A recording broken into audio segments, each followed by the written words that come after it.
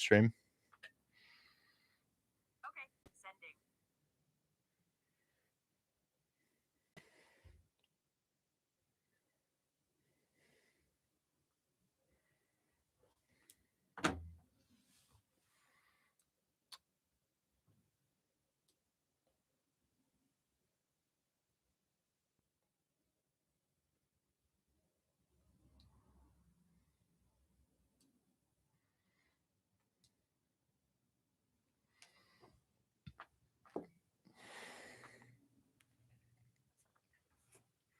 All right, let's get started here.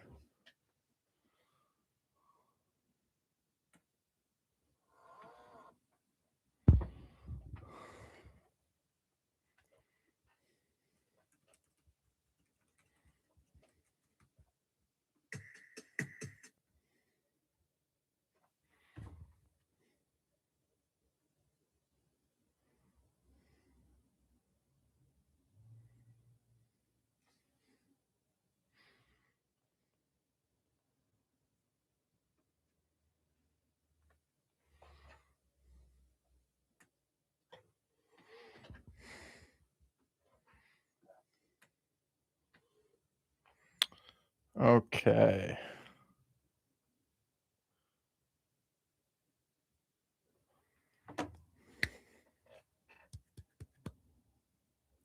What's the guru wall? Yeah, these things have been named guru walls, haven't they? It's true. It's true. Wow, Instagram, 90 people joined. That's rare. Well, today, I mean, I'm going to be live for about 3 hours, so this is going to be live on YouTube as well if you want to see this. We're going to look at people's deals today. We're going to make some calls. Starting out, here's what we have. Let me add everyone in the Discord.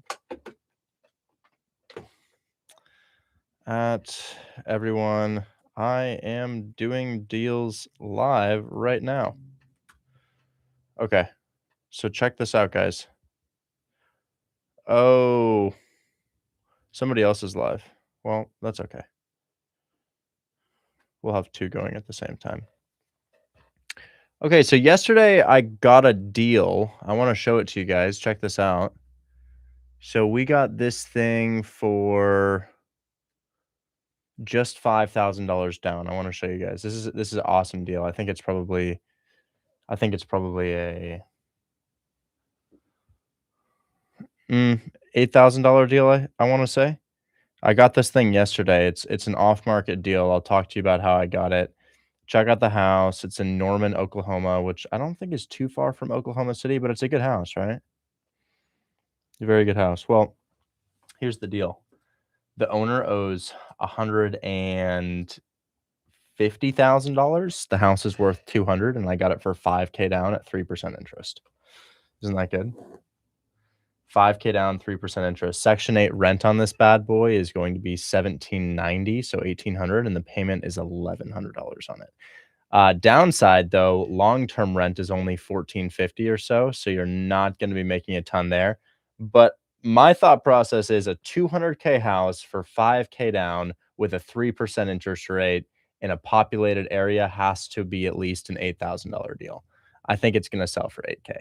So yeah, we've got a little bit of cash flow, a good bit of cash flow if you get Section 8's payment. And you've got a great interest rate and a low down payment. And right now we're going to be following up with the seller to see if he signed the contract I sent him, because yesterday I sent bro a contract via DocuSign. I'm going to give him a call right now and see if he got it. So let's give him a call and see if we are under contract.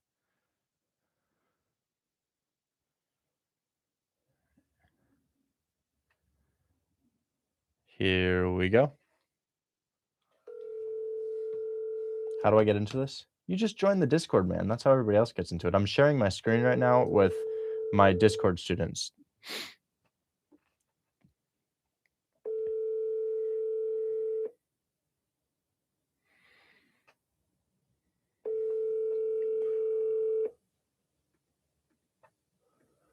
We've also got Cliffdale Street in Memphis. Please. He says, can't talk right now. Call me later.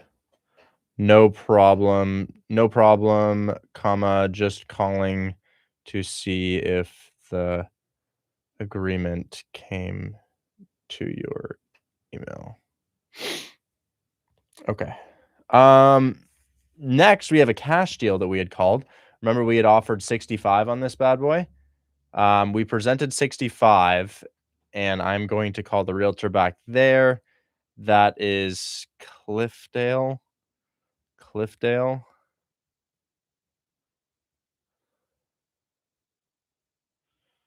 Okay, here's the agent for Cliffdale. Let's get it done.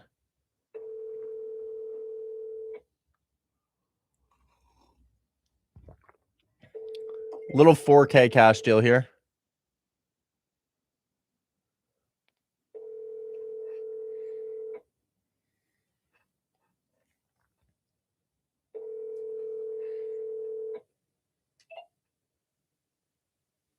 No response from the agent. I'll send him a text. So Cliffdale agent.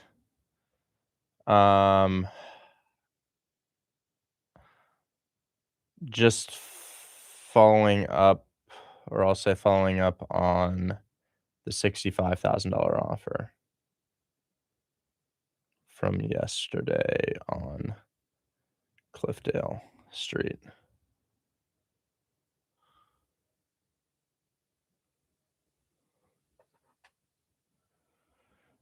All right. And then let's see if any other leads came in today, because I'd love to have a conversation today. Of course, it's a little bit harder on Friday as everybody's kind of winding down for the week.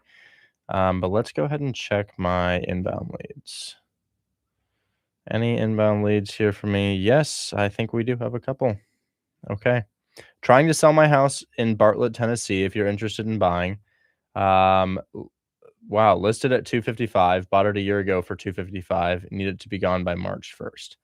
That's probably not going to work, because what does it mean if he bought it a year ago? Guys, if he bought it a year ago, his interest rate's high, and then if the interest rate's high, guys, it needs to be cheap, and I know 255 is cheap to you, but your mortgage on $255,000 is in excess of what the property is bringing in per month. Does that make sense? So, like, when somebody shows me an opportunity like that, I instantly know it's not a very good deal, because he says listed it for 255, bought it a year ago for 255. That means 6.5, 7% interest rate on that. That means his monthly payment is probably going to be sitting around $2,000. And the rent on that property is probably also going to be around $2,000. So it's a losing investment as far as a rental property. Um,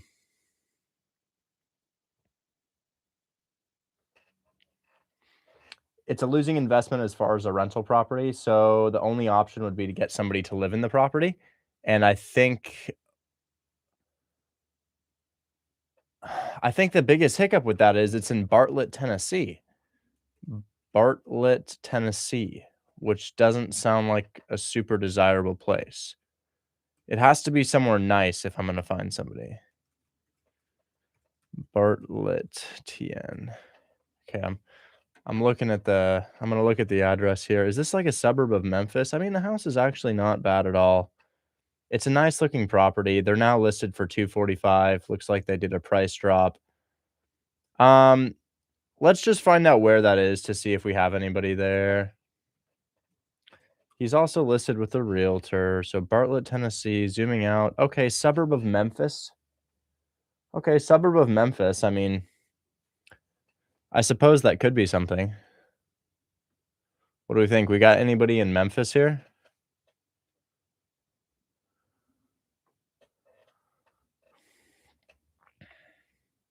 Because I can get this house for $0 down. I just don't know if it'll sell. $0 down house, Memphis, Tennessee.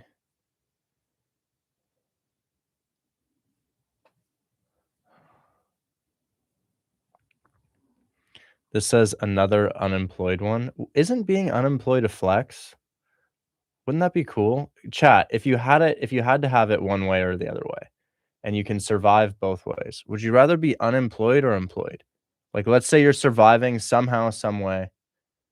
Would you rather spend the only time where your body is physically able working in a cubicle, or would you rather be unemployed?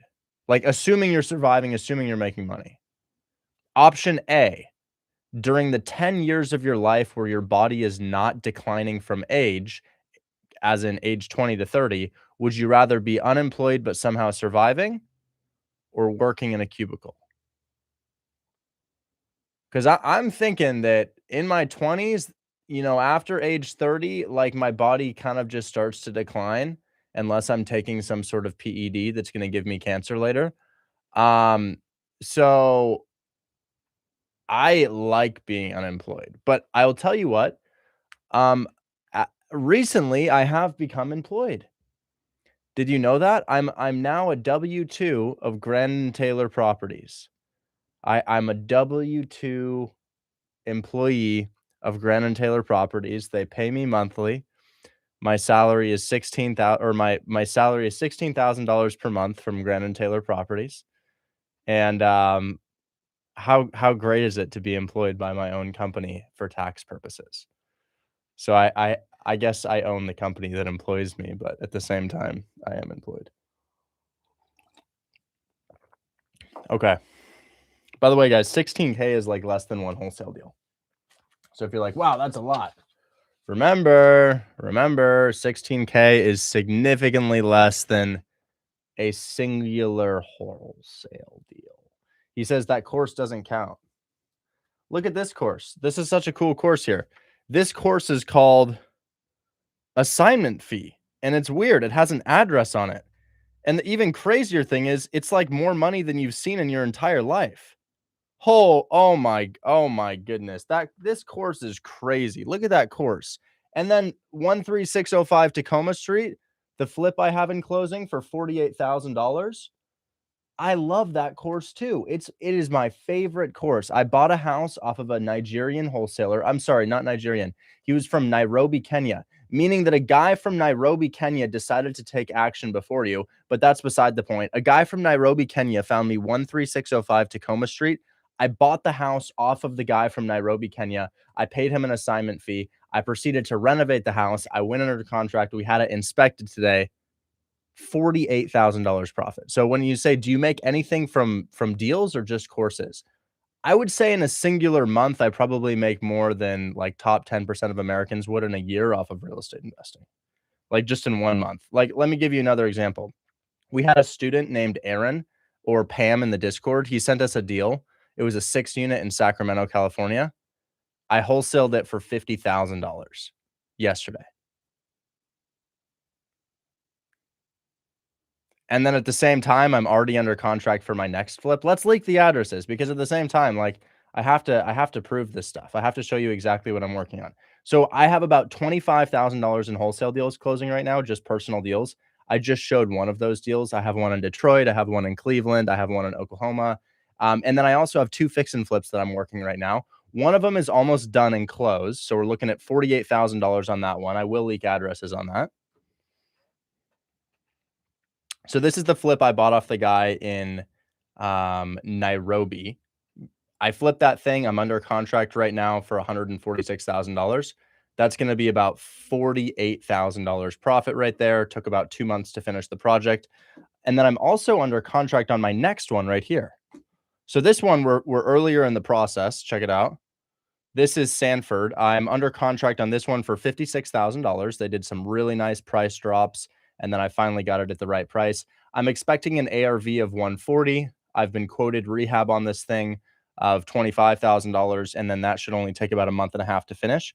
Going into the spring season, buyers are going to be paying a little bit more, so I should make around $55,000 on that one as well. So we're talking about anywhere from 10 to 20 a month wholesaling. And then I'm processing about one fix and flip per month right now too, which usually nets around $40,000 to $60,000 per property. Apart from that, I also have 25 doors that are rental properties. So, I'm participating in the business as much as I possibly can. But yes, the course sales are also immensely lucrative, and I love being able to share this model with everybody I can. Whether it's a fix and flip or a rental or a wholesale deal, guys, there are so many different ways that you can get into this business. What I've just done today is I followed up with a couple people. So this is what I did yesterday. I called this guy yesterday, and he's got this house. It's worth about $200,000. He bought it for $200,000 a couple years ago. Now he has a mortgage on the property right now. He has a mortgage on this property of about $150,000, and I gave him $5,000, but not of my money. That's because remember how I just talked about a guy doing this from Nairobi, Kenya? He didn't have money to buy that deal. He wholesaled it for me. I do a lot of wholesale as well, but I got this thing for 5K down at 3% interest. Now, the thing about this is, do you know how much a real estate investor would have to spend if they bought a 200K house normally? This is what makes it such an awesome deal. If you bought a $200,000 house normally, you're looking at 40K down, 7% interest. Here, we're looking, this is excellent. 5K down, 3% interest. So imagine this. This is exactly how I provide value. This is exactly how it goes. Let's say you have a real estate investor. Like houses are selling in the United States, right? Is that possible? Is it possible? I think it's true. I think it's true. I might be guessing, but I am pretty sure that in the United States, houses do sell from time to time. Now, this one's in Oklahoma City, pretty big city, right? If I went to a real estate investor and I was like, "Hey, man, if you're buying a 200K house, what is your down payment and what is your interest rate?" They're going to tell me that it's going to be $40,000 down at 7% interest. Here, the seller has a mortgage on it where they're just not going to make any money, but that mortgage is at 3.5% interest. We offered the guy 5K down to take over his mortgage at 3% interest. Remember, normally 40K down, 7% interest, and a qualification process. Here, 3% interest, no qualification, no credit check, no debt to income ratio. That's probably the biggest part.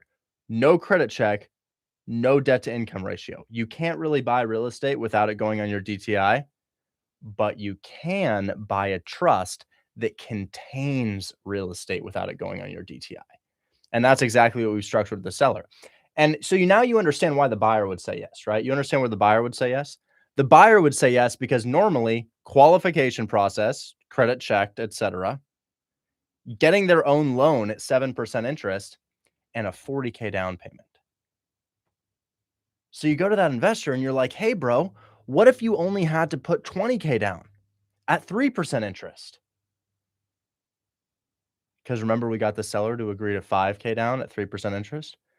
The investor puts 20K down, 5 goes to the seller, and that's where you get one of these bad boys, guys. These are assignment fees.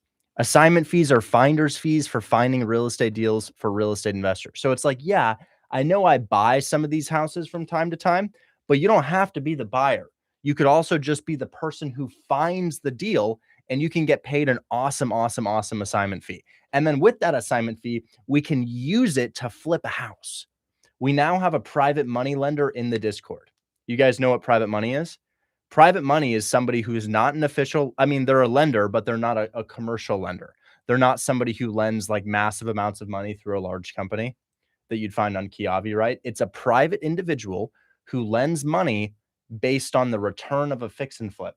And this guy, he will do up to 100% loan to value ratio, meaning that the purchase price is paid for, the rehab is paid for, there is no down payment, there is no closing costs, there is no monthly payments.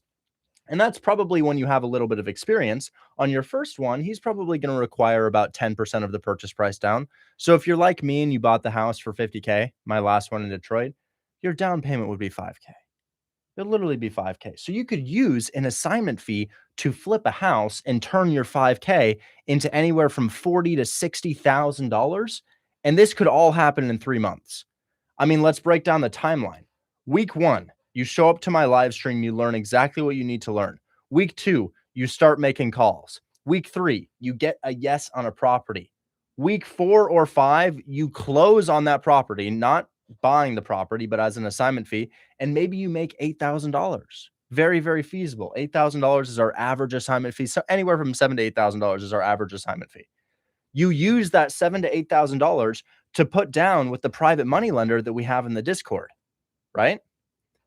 Then you flip the property and you join my live stream for advice during the flip so that I can help you out and we can not step in any potholes, because I stepped in a lot of potholes. What's in it for me? Nothing. I'm just telling you how to do this. Well, okay, there is something in it for me. So what I do, where I come into play here is I have a team of employees. I pay them $30,000 per month. And out of the $30,000 per month that I pay them, their entire job, or a large portion of their job, is to DM people who flip houses. They DM on Instagram, they DM on Facebook, they email them, they text them, and all they say is, "Hey, if we could have found you the last house that you purchased at a discount, I mean, would you pay us a finder's fee?" And if the answer is yes, they go on to the buyer's list, right? So what I do is I demonstrate the process on a small scale, a really small scale. I only do like 2 wholesale deals per month, but I demonstrate the process here. Other people get the deals for me, and then I sell their deals, and I take a portion of the profit and give them the majority. And my buyers list has become so strong that sometimes houses are selling above what they're listed for on Zillow. Like, I got a really crazy story to tell you right now. This is the power of my buyers list, guys. This is how insane it's gotten recently, because you may have other buyers lists, but you don't have other buyers lists that are driven by an individual with 1 million followers, right? Because across my platforms, YouTube, Instagram, TikTok, Snapchat, all of it, Facebook, I have 1 million followers. And with that following, I'm able to maximize my reach and talk to these buyers and say, "Hey, you guys want to buy the deals that I have in my portfolio, 3% interest, 0% interest rates?" And I just get DM after DM after DM after DM after DM. And we collect all of them, we put them into a common funnel, and this is the result. 3044 Green Road in Memphis, Tennessee. I'm obsessed with this deal. I'm obsessed with this deal. Check this out. So this house was listed for sale on Zillow for how long? Let's find out. This thing was listed for sale on Zillow at $76,900. $76,900. And it sat there from July of 2024 all the way till, well, I guess it doesn't. Oh, it tells us then. August. So it sat there for about a month at $77,000. Now, a student of mine contracted this barely below list. A student of mine gets this thing under contract for $60K. And that's the sale that you're seeing on Zillow, because that's the sale that the realtor is aware of. However, I sent this to one of my buyers. You know what one of my buyers did? Remember, how much was it listed for? It was listed for $77,000. And if you look on public record on the exact same address, even though it was publicly for sale for less than this, sells for $80K. So you can see that we double closed it looking at the history, because it's interesting. I was the seller, but I was also the buyer. You see how it says seller right there, seller right here, but also buyer. We used a method called double closing, and that made us $20,000. Now, do you think that the student could have found their own buyer that would have paid over market, over what it was publicly for sale for? Absolutely not. So my proposition is, I'm going to demonstrate getting deals under contract. I'm going to flip those houses. I'm going to rent those houses out. I'm also going to wholesale those houses anywhere from 1 to 3 deals per month. I'm going to demonstrate the process in front of you just to show you that you guys can do it. And then I'll do these Q&A sessions to say, "Hey, well, if you have an issue with your deal, come up on my stage. I'll call your realtor. I'll solve your problem. I'll look at your deal. I'll tell you deal or no deal. I'll break down why." And through me showing you that it's possible, just by calling people on Zillow while I'm live streaming, y'all are going to get deals under contract. I'm going to get an opportunity to sell those deals, and then I'm going to start collecting checks. You see what I mean? So my team finds the buyers, I demonstrate the process, you guys get your own deals, and I sell them for exorbitant prices. And then you keep the majority of the profit, which is usually more than you would make if you were doing it solo, given how high my buyers will pay from time to time. So that's the model here. The model is me doing small scale wholesale to make anywhere from $10,000 to $30,000 per month doing it. You guys go get deals, send them to me, we sell them. And that's the entire thing I do here. That's all I do. I do very, very small amounts of deals. People are always like, "How many deals do you do per month?" And it's like, okay, my company does about 15 to 25 deals per month, but those are your deals. I don't really have anything to do with that anymore. I don't sell the deals. I don't see the deals. I don't even know when they sell. My team probably sold $15,000 of your deals today, if not more, both cash and creative finance. Now we're initiating inspections. If those go through, I keep 40, they keep 60 of it. So that's the whole model. It's like this big funnel. And usually what it starts with is me just showing up on your For You page. You see something and you're like, "Oh shit, Okay, I'm gonna save that. I show up on your For You page again, and I'm like, "Hey, look, a 12-year-old did a deal," and you're like, "Oh my god. Okay, he did give me the address on that." And I'm like, "Hey, look, the 12-year-old's 13 now, and he just did a $48,000 deal, and here's the address." And then you're like, "Oh, okay. All right, all right, all right. I'm gonna join." And then you probably never show up to class because keep in mind, 300 out of 10,000 members show up on a regular basis. But that's beside the point. If you do show up to class, you ultimately get a deal. It goes to my team. We sell the deal. We both profit. That's the whole thing. I'll also try to talk about the ownership side of real estate. I'm also going to explain like, hey, once you have your assignment fee, this is what you can do with it. Anyways, I might have one or two calls to make for the demonstration side of things where I'm like, hey, well, guess what? I'm actually doing this so that you can do it as well. Let's see if I can pull a deal on our live stream. I don't know what kind of leads came in today. Here's a lead right here. He says, I have an assumable mortgage with 2.6% interest and I would like to sell. Any interest? How much do you make from the courses? About a quarter million per month. Um, let's look this up. Okay. Um,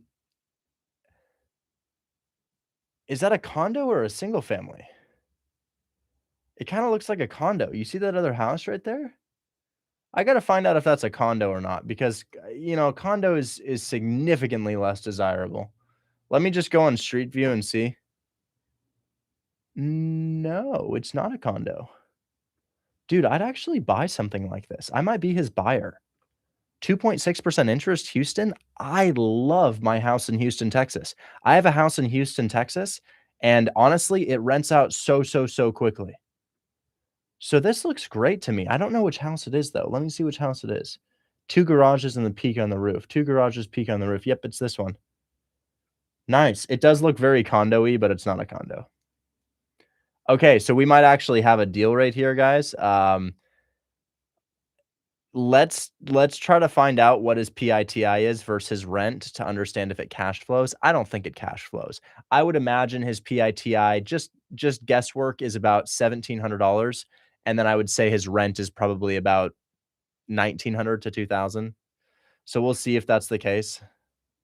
But I'm really excited about this, guys. I'm really excited about this. So this right here to me is either a property in my portfolio or it's a wholesale deal. Now, I'm thinking less portfolio and more wholesale, but do you know why? It's a 2-2. It's a 2-2. We don't really like 2-2s, guys. A 2-2, it appreciates less. It's not great. So I'm gonna check our rent and our PITI right here and just see. I would imagine it doesn't cash flow, but remember, guys, 2.6% interest doesn't have to cash flow for it to be interesting. It's just one of the lowest rates of all time. Okay, so I was right on the rent. It's 1,800. Um, let's see what our PITI might be. So the way I'm gonna do PITI, guys, is I'm gonna take our previous sale at 100 and oh, nice. It's only 178,000. What type of loan does he have? FHA. So we can actually estimate his rate here. Oh my God, it's gonna cash flow, guys. It's literally gonna cash flow. This is insane. So his initial loan amount was about 176,739. 176,739. He probably used an FHA loan, maybe got a loan assistance program too. His rate is 2.6, meaning his payment's 707. 707. His taxes are going to be, let's figure out taxes on this bad boy. Nice, really cheap. About 2,100 a year. 2,100 per year divided by 12. He's paying 175 a month in taxes. Let's add our 175. Call it 200 just for margin of error. It's always seemingly lower. And I bet his insurance another 75 bucks. Damn, bro. That's crazy. He might be paying $1,000, probably 1,100 because there's always some bullshit in there that you don't expect. And his rent is $1,800. We got a cash flowing mortgage takeover right here. What's more, he may not be expecting a whole lot of money from this. He owes 155. Let's see what he said. He says, I'd like to sell any interest. His name's Julio. I mean, it's a G, not a H. I'd say Julio, but it's um, how do we pronounce this? Guilio. It could also be Guilio. How do we pronounce let me just look that up so I don't say his name wrong. Giulio. G Giulio. Pronounce. Pronounce.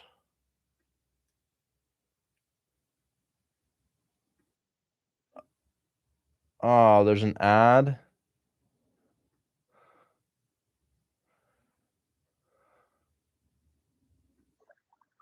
Okay, alright.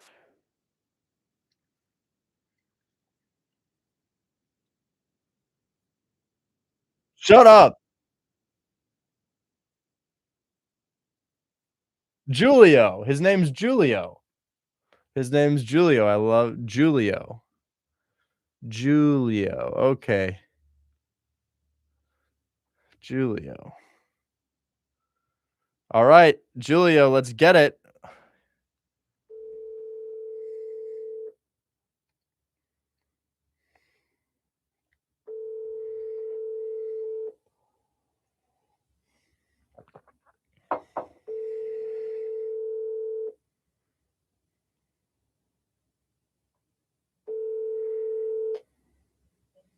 This is Julia. Hey, Julio, it's Richard Taylor. I was calling you back from your message about the Golden Sands property in Houston. Oh yeah, hey, how's it going? I'm doing well. How are you? Doing well, thank you. Yeah, it looks like a really awesome opportunity at that interest rate that you had here. What's your game plan for the house? Uh, Actually, Richard, would you mind if I called you back after 5 o'clock here? I'm still at work right now. Sure. Sure, sure, sure, sure, It's sure. it's 4 o'clock right now. I'm in Texas. No problem whatsoever. Give me a call anytime. Perfect. Really appreciate it. Bye-bye. So I mean, that kind of makes sense. He's at work right now, so we can't really talk to him. However, what we're gonna do is we're gonna add him to my contacts.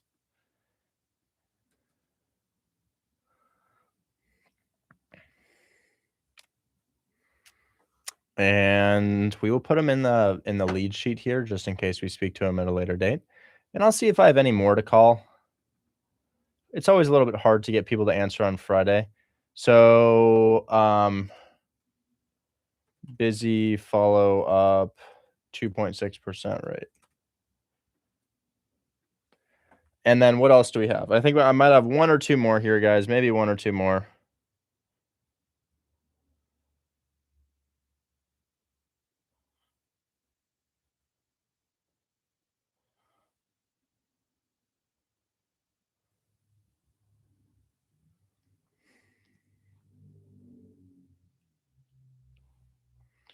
Okay.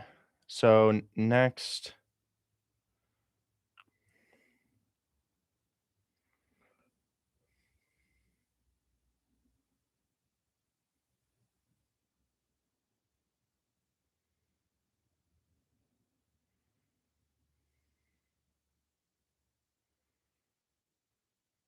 Okay. I don't think I have any more calls here. I'll show you one more. I'll show you one more call.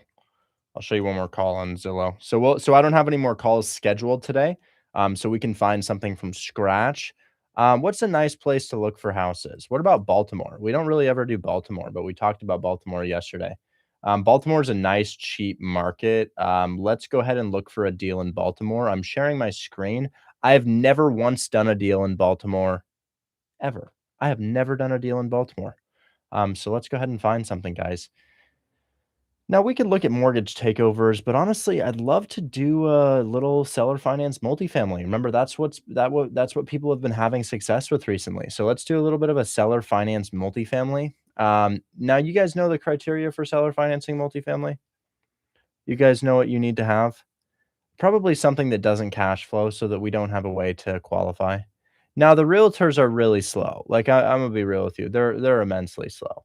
You call them and you say, "Hey, I'd love to buy it at your asking price, and I just need a lender to help me get qualified." But ultimately, I'm looking for ones that don't cash flow. So the thing is, if a house doesn't cash flow and it's a multifamily property not intended for people to live in, there's no way to buy it because your mortgage on the property is in excess of what the house brings in. And the type of loan you get for a property like that will not fund. You will not get the loan if you are paying more than the property brings in. Now, the thing is, guys, that's not going to happen on anything that's listed below 200 or 300K. That's not going to work. Why? Well, guys, think about it. Imagine a duplex, triplex, 200K. Minimum rent you're seeing in the United States right now is $700. That's the lowest rent you're going to see in the United States, $700. If you're having a house or a unit, apartment to yourself, no roommates, $700. 700 times 3 is $2,100. Your mortgage on a $200 or $250,000 house is probably going to be a little bit less than that. So I want to see if we can find something that's going to cash flow negatively. The way that I do that is I put in a minimum price of $350,000, probably closer to $400,000, and then I look for multifamily. Now, the type of multifamily that I'm looking for is one that's not set up for somebody to live in, because you see a house like this. This is actually designed for somebody to live in. This is somebody wants to live in this house. So I'll show TikTok. You guys understand why somebody would want to live here? If I call the realtor and I'm like, hey, I'd love to buy this, but I'm not cash flowing, they're going to say, I don't care. We staged the property. Why do you think why'd they stage it? Somebody's going to live in one side and rent out the other one. So this is this is not the multifamily I'm calling on, guys, because I can't really make the point of, hey, I really need you to let me seller finance because I can't qualify for a loan. It's not about cash flow when you're qualifying for a loan to live in the property. It's only about cash flow when you're qualifying for a loan to invest in it. So the gold fixtures, the backsplash, the countertop, even the floors, the recessed lighting, the paint, the bathrooms, the staging especially lets me know that somebody flipped this house. And one, they're not going to want to sell or finance because the house has already been renovated. They had to put a lot of work into it. No chance I would sell or finance my fix and flip. Absolutely no chance I would ever sell or finance my fix and flip. And then two, the excuse of it doesn't cash flow doesn't work with them because a retail buyer's FHA qualification or their conventional qualification has nothing to do with cash flow. So ultimately, I'm looking for an ugly, non-cash flowing multifamily. This is not that.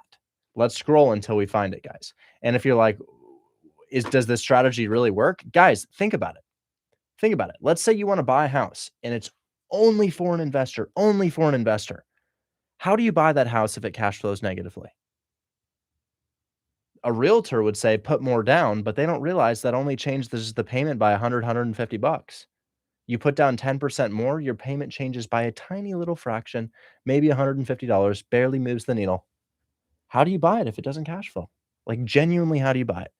You can't move into the property. Maybe there's already tenants in place.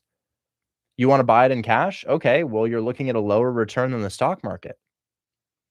I'm serious. If you buy a house for 500K cash and you rent it out, you'd make more money in the stock market and it would be less liability, less work too. So you're not buying cash unless you're a stupid ass investor. I know people buy in cash, but it's like when they're slow. You only buy in cash if you're flipping the house. You buy a rental in cash, you've got to be slow. Like the first book you should read in investing is Rich Dad Poor Dad. You've completely missed the mark buying something in cash. So that's not going to happen. Somebody can't live in it. Somebody can't invest in it. The owner can't take a low ball. How is it going to sell? And it's not going to sell. It will never sell. So I'm looking for that non-cash flowing multifamily that's not set up for somebody to live in it. It helps if the thing has been sitting on market for a while. But the main thing I'm looking for is something that is just pretty ugly on the inside, like this thing. Nice and ugly. Is that composite countertop? Is that fake? Yeah, fake countertop, guys. So fake countertop, old appliances, outdated small interior. Yep, that's a rental property. Ugly carpets, ugly paint on the walls. You've got yellow paint on the walls. This is exactly what we're looking for, guys. So let's see if it cash flows. I'm not really familiar with rents in Baltimore, Maryland. It has been there for 93 days. It's a triplex. I have a feeling a triplex will cash flow. Triplex usually cash flows, but we'll see. What is it going to rent out for? So I'm going to go ahead and I'm going to put for rent right here. Let's see what it will rent for. This is a townhouse for $1,400. This is a house for $1,700. This is a unit for $875, and it's pretty ugly too. That's a gross unit for $875. Okay, so we're not as gross as that. It has 1,280 square feet. It has 1 bed, 1 bath. What do we have? Potentially 2 beds per unit. So I bet you get 1,100, 1,200. I'm thinking you probably get 1,200 per side. So maybe 3,600 is going to be your monthly payment on this thing. I'm sorry, monthly income on this thing. Let's figure out the payment on this. It's going to be close, but it might not be over. Taxes and insurance are high. I like that. I like that for this property because it's more justification that it won't cash flow. So I'm going to say it brings in 3,600 per month. 450 is my purchase price. My down payment is what, guys? When I'm buying a house, yeah, it works in Memphis. I've got a house in Memphis off this strategy. It's 1347 Harbert Avenue. I've got a 2.7% interest rate on it and some nice cash flow. So $450,000 requires a down payment of what? You need to be quick with this. When you're an investor and you're buying a house the normal way with a loan, with a down payment, how much you put down? 20%. You need to know that immediately, guys. It is one of the most fundamental things to my strategies. Why? Because I focus on deals that don't work conventionally. I don't care if they don't work for me. I can always make a deal work for me using creative finance. I care if they don't work for 99% of buyers. If a deal doesn't work for 99% of buyers, that's where I come in and make it work. So 450 would normally require a 90K down payment. Would I ever put 90K down on a house? No, never. This is simply what others do. So I'm looking at a 7% interest rate. And when people compare real estate to the stock market, like when Dave Ramsey is comparing real estate to the stock market, they're comparing conventional real estate to the stock market, not realizing that I have a portfolio of 0 to 3% houses. That's not available to the conventional investor. They don't know how to get things like that. The conventional investor knows 90K down, 7% interest. Creative finance investors know how to get 0% interest, 2% interest, 3% interest without having to qualify for it. So when you compare this type of, he says rates dropping, my boy. Quick question, man. Quick question. Where do I get a 0% interest rate like the one I have on this one? Do you think the Federal Reserve could give me 0% on this? Honestly, what about this? Do you think rates will drop to 2.3% like on this guy? I don't think so. I don't think we'll get 0% rates. Hey, this is the moment of truth, guys. My heart rate just tripled. This is whether or not they're buying my duplex. What's up, man?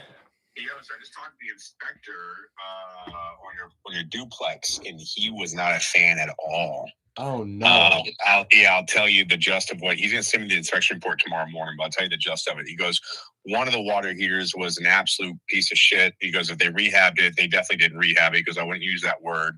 He goes, one of the water heaters is standing in there like the leaning power of pizza. He goes, I don't even know why they put that in there. It's rust on the bottom. They tried to. I don't think we redid the water heaters, but that's something that we could definitely handle. Right. That's $800. That's not an issue. He said most of his concerns was really more so on the outside. He goes, the vinyl side, he goes, falling off. He goes, the shingle's missing with the roof. The roof needs to be replaced. He goes, that was rough. He goes, they ripped off the stairwell on one or stairwell or something like that along one of the sides of the property. He goes, you could tell it was put together really bad. He goes, if you're gonna have if the seller's gonna have somebody fix it, he goes, don't use the same guys that fucking rehab the property. He said, because we didn't touch the outside, we didn't touch roof, and we didn't touch siding, so none of that stuff was done by us. The only thing that we did was the inside. So the things that are probably wrong are roof and siding, but honestly, I'm willing to fix things prior to the close of escrow. Yeah, no, I'm that's why I'm just sharing this with you. I'm just kind of let you know what he said ahead of time. He goes, the roughest part was the outside for sure, but he did say the inside. He goes, did this guy he doesn't know you. He's like, did this guy send you a bunch of photos using AI? He goes, because it was just, he goes, just look a mess overall. And he kept saying, I hope you're not paying a lot for this one. And but this is what he says also about all the properties that he inspects. So just to give you some grain of salt with that, he's pretty ratchet when it comes to complimenting on these types of homes. Well, I've never seen it in person. I guess it's rough to know that it needs some work on it. Can you put together a list of things you want to have fixed? I absolutely will. No, absolutely. I'll send you over the inspection report on the entire thing once he sends it to me tomorrow. I'm just giving you some verbal feedback of what I literally just got off the phone with him just now. Okay, I'll throw a new roof on it and reside the house, and that'll probably take about a week and a half to 2 weeks to get done. Could you text me anything else that you think he might need to do on the property? Because I've got a lot of margin on this thing. Perfect. I will definitely do so. Let me just once I get the report tomorrow, I can literally go over it with you. I told him to send it to me before he sends it to my buyer. And then we can kind of go with the game plan from there, if that makes sense. Okay, yeah. Let me know, and I'll just tell my contractor to throw a new roof on it right now. Last thing, and again, I know this is hard to kind of filter and manage, but I guess one of the properties we just inspected in Cleveland, Ohio, Jesse Avenue, was a real shit show. The buyer believes that it's going to need way more than $15,000 in repair. There was like asbestos on the outside of the house. It was just so bad. The buyer was a little bit annoyed that we even inspected the property. I don't know how. Usually, whenever we look at these properties, we like to kind of have somebody walk the property if there's no tenant in it, just to kind of give us a look, so that way we're not inspecting a house with a hole in the roof type of situation. And again, I know this is going to happen. Some bad property is going to come through. These guys find as a deal. But if we can just kind of do our best to filter that as much as possible, that would be a massive help. So that way, like, I'm not sending 5 properties to a client and they all come back with really bad inspection reports on them. Yeah, I would meet with Shell on that if possible, because she's the one who's going to be seeing the deal. Gotcha. And I think we could filter for more turnkey properties moving forward. Perfect. No, that's an absolute win. And then last thing I'll tell you, I got a big buyer that likes to flip properties in California. He buys properties priced between 1.5 million and sells them for 3 million, or 2.1 million, sells them for 3.5 million. He's actually 21. This kid's an absolute genius. He bought a shit ton of NVIDIA stock and just has made millions off of it. And so if you have any big fix and flip opportunities that might come up in California between San Diego and Sacramento, he's a good guy for us to go to on. I'll let you know. I don't think we see that opportunity too frequently because I don't have a lot of buyers for that sort of stuff, but I'll let you know if something comes up. Anyways, I'm gonna have my guy throw a new roof on the property and some siding, and we'll go from there. Okay. Well, like I said, I will get that inspection report to you tomorrow so you can get a full detailed report on it. Okay. Okay. Thank you. I appreciate it. Thank you. Bye-bye. Okay. So guys, I had $46,000 profit on it. I no longer have $46,000 profit. The reside of the house will be $5,000. The roof will be about $8,500. We're probably bringing profit down on the flip to $32,500. So that's kind of an L. That's unfortunate. I am going to have my contractor throw a new roof on it. He's not going to like this. My contractor is going to be like, oh man, I don't think there's no other way. It's the only way. It's the only way I'm going to do it. So I'm going to throw a new roof on the property. And I'm going to reside the property. But then I'm almost tempted to sell it for more, but it's the first one I've ever sold before in terms of fix and flip. So I think I might just eat it on that really quick. Let me tell him. Chris, Detroit contractor. Let's just tell him right now. He's not going to like that, but it is. Hey, we got to put a new roof on the property. Can you put together a quote for roof and siding on it? I got a good buyer. I know you're not going to like it, but there's really no other way. I'm not too concerned about sinking the money into it. See a roof and siding? Yeah. Okay. All right. Yeah, let me know how much we can do roof and siding for, and then we'll go from there. Okay. I appreciate it. And can we for paint? Let's do like what do you think for paint? What color do you think is a good idea? You want to paint the siding? Well, we need. Oh. I guess the siding's just gonna come as the siding comes. Do we have like how? Yeah. Okay, what colors does the siding come in? Any color. There's literally any color. Okay, what color do you recommend? It doesn't really matter. I would say the cheapest would be white. I believe. Let's do white. Different. Okay. All right. Let's do white. Yeah, let me know. Maybe like the 8 to 10K estimate for the roof if that's possible, and then just let me know how much siding is. And Okay. how long you think it would take to get something like that done? A roof don't take long. That's a 1 day job. Siding, maybe like a week. Great. Depending on weather. That's no problem. Because we kind of rainy up here now. Switching over from being colors, it's like real wet rainy right now. Okay. Okay, yeah. Well, let me know about that, and I'll wire you whenever you tell me how much it is. Okay. Perfect. Thank you. Thank you. Yeah, great. I'm gonna I'm gonna tell my guy right now.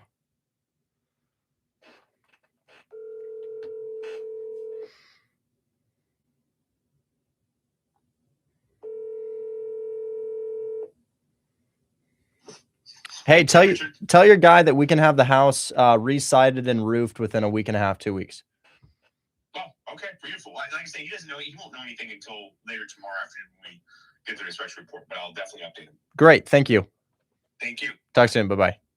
So we'll see how that goes. That's definitely unfortunate, guys, but I think I'm learning. Looking at the other one, I wonder if we need new siding on the other one.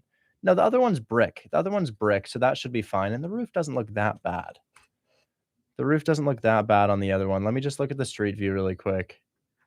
Yeah, I mean, maybe some new shingles here, but the siding's brick. That's not that bad. Just go to the right a little bit.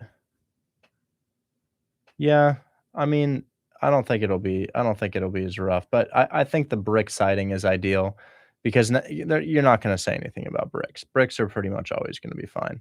This is the next one, guys. We'll see if I can get away with not putting a roof on that. But I think the good news is I didn't know a roof was only a 1 day job. I didn't know we could get a roof done in a singular day. And then siding, I guess, is going to take closer to a week. But it is what it is. I mean, making 32,000 on your first, like, sold fix and flip, because 'cause I've renovated before, but I've never, like, flipped and thrown it back on the market to sell to a retail buyer or an investor before. 32,000 on my first flip, I'm okay with that. I'm okay with that. 32,000 on my first flip is perfect because you don't know shit about real estate, and that's honestly awesome because I speak on stages for real estate investing, and I have 1,000,000 followers for real estate, and it's really cool that I've been able to amass all of that without knowing anything about real estate. It really speaks to what you can accomplish. Like, if I've been able to do this without knowing a thing about real estate and live like this, it just is great news for everybody involved. Because that means it just doesn't really take much time. Okay. I'm happy to show the ups and downs, guys. I'm happy to show the ups and downs. You saw me sell 4 of my properties that weren't renting out last month. But, that's just kind of the game, guys. It's just kind of the game. You learn and then the next one you do it better. I've already got the next one lined up. I'm not too beat up about it, guys. I'm not too beat up about it. As long as my buyer's still on board, if I can renovate do the siding and the roof, we'll be good to go. I've never seen the house in Detroit, so I couldn't really speak to it myself, but I guess it kind of speaks to cutting corners. My contractor told me from the beginning, he's like, the roof is functional and the house is really ugly siding wise. However,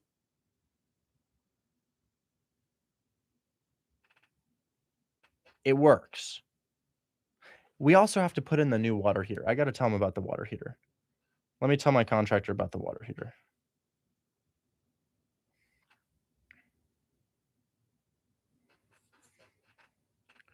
We also need to do the water heater too. They didn't like that.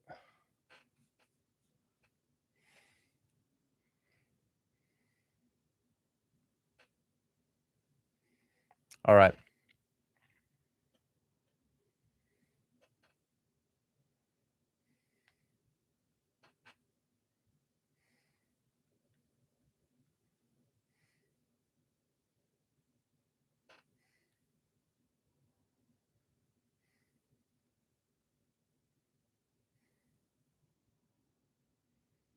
Perfect. So we'll get that done. We'll see how much it is. I'm thinking, what do you think? Maybe 16,000. I'm thinking 16,000 for roof. What is this? Right before you called, my tenant at one of my properties asked.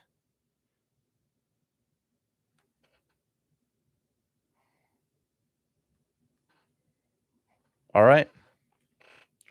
So we got some tenants who want to rent it out. That's good. They want to pay $12.50 per side.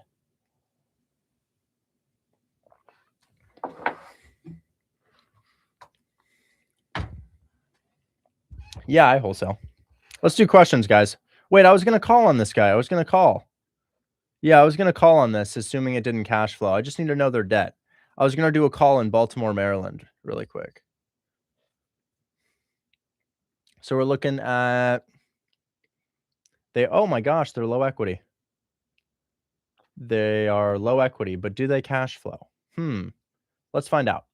I don't know if they cash flow now because I looked at their mortgage, guys. Their mortgage appears to be 7%, costing them $4,000 or $3,000 per month. I feel like it's going to rent out for $3,600, which is not much cash flow. So we'll see. Because look at the taxes and insurance. Taxes and insurance are like $700. How do you find out if they're low equity? Oh, you just go on PropStream. It's really easy. Let's go here. Let's go here. And then let's do here.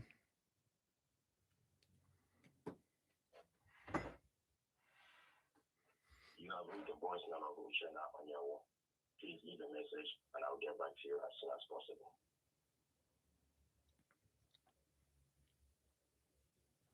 Let's try that again. Maybe he was on Do Not Disturb.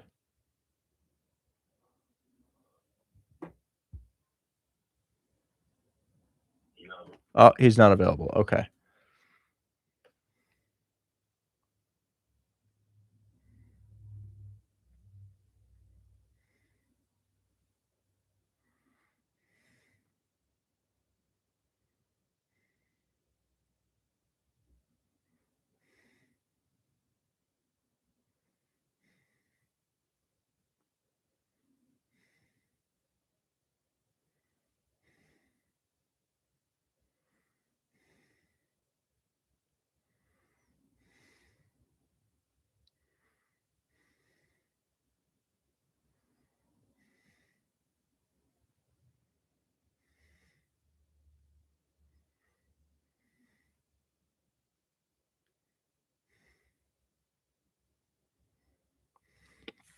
Okay. All right. No answer there, but you guys understand the concept behind the non-cash flowing multifamily property? The concept behind the non-cash flowing multifamily property is that it's not supposed to be something like this. You know, this is for somebody to live in, right? What is it supposed to be like? Well, let's check this guy. Yeah, kind of for somebody to live in. I want it to be uglier than that, guys. I want it to be really, really ugly. This guy right here is going to cash flow well. Let's keep looking. Do we have any really ugly multifamilies here? That says single family. Well, I thought I had a multifamily filter in place. No, I don't. Okay. Multifamily, and then zooming out over here, we're going to price these things high to low. And this is a nice one, but we have to make sure that it is not going to cash flow. So that could work. Nobody's going to live in that, but we need to know about the cash flow. So I need to know what it's bringing in. It's been there for a long time. 9-unit multifamily on Lancaster Street. We could call on this one. I do want to know what they owe. They're probably going to have some pretty significant debt here. Let's see. Oh, not very much. They only owe 368. They owe 368. They pay maybe about 3,500 with taxes and insurance on that. We call this guy. I feel like it wouldn't. I feel like it would not cash flow, given the days on market and then also the 13 bedrooms. If there's 13 bedrooms, how many units do you have? Let's say you have 13 units paying 13,000 a month total. Doesn't cash flow. Let's say they're paying 15,000 a month. Doesn't cash flow. What's your mortgage on $2.4 million? 2.4 million, down payment will be 480,000. You're looking at probably a 6.5, maybe a 6%. You have a monthly payment of 11,000.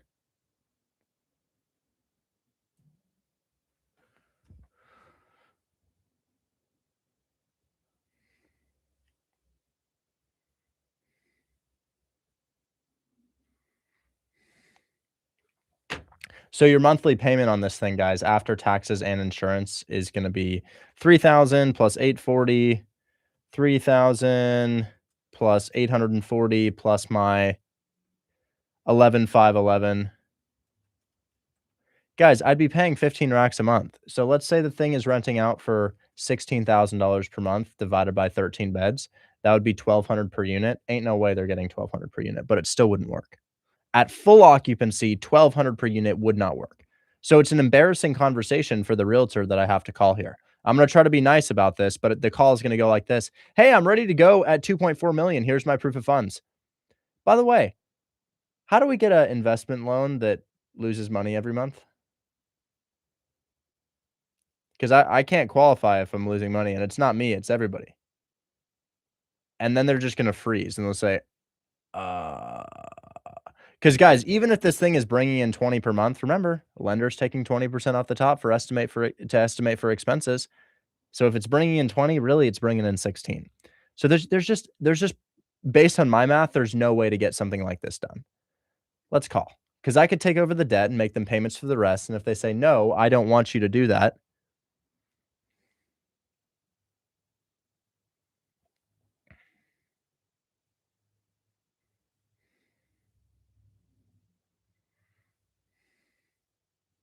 there's really nothing that he can say because there's no way for me to qualify. Anyways, I'm calling him right now.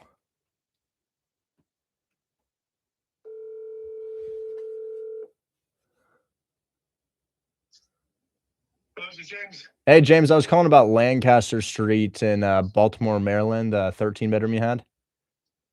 Yeah, it's pending. It's pending? What do you guys I was curious, what are you guys bringing in per month on this? I was going to send it to my lender to get pre-qualified.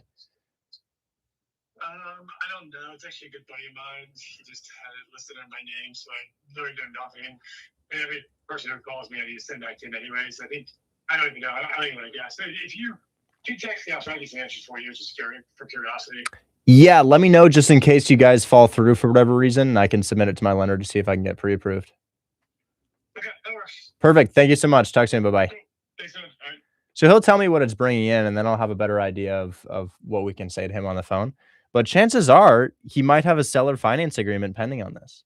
There's a very decent chance that it has seller finance agreement pending on this. And the reason I say that is because the more expensive you get on multifamily, the more likely you are to do seller financing because it's so hard to get conventional financing. That's, it's been there for 240 days. So either they took a steep low ball, or it's bringing in way more than I thought, or they seller financed it. So we'll see. We'll see. He'll text me what he's bringing in per month, and I would be very curious to know what that is. I feel like it's not going to be more than 16. I don't think he's bringing in more than 16 a month on it, but we'll see. Anyways, we've got some time left in the stream for questions. I've done my calls for today. We might have one more call with this guy later. Remember, this guy said he was going to call me back, the 2.6% interest rate guy. Let's go ahead and take questions for the rest of today. Okay. Who needs help? Steven got a seller finance duplex accepted. Steven, let's talk. What do you have? So I have a seller finance duplex in Arkansas. Cool. Do you want to DM it to me? Send you the address? Yeah. Go ahead and DM it to me.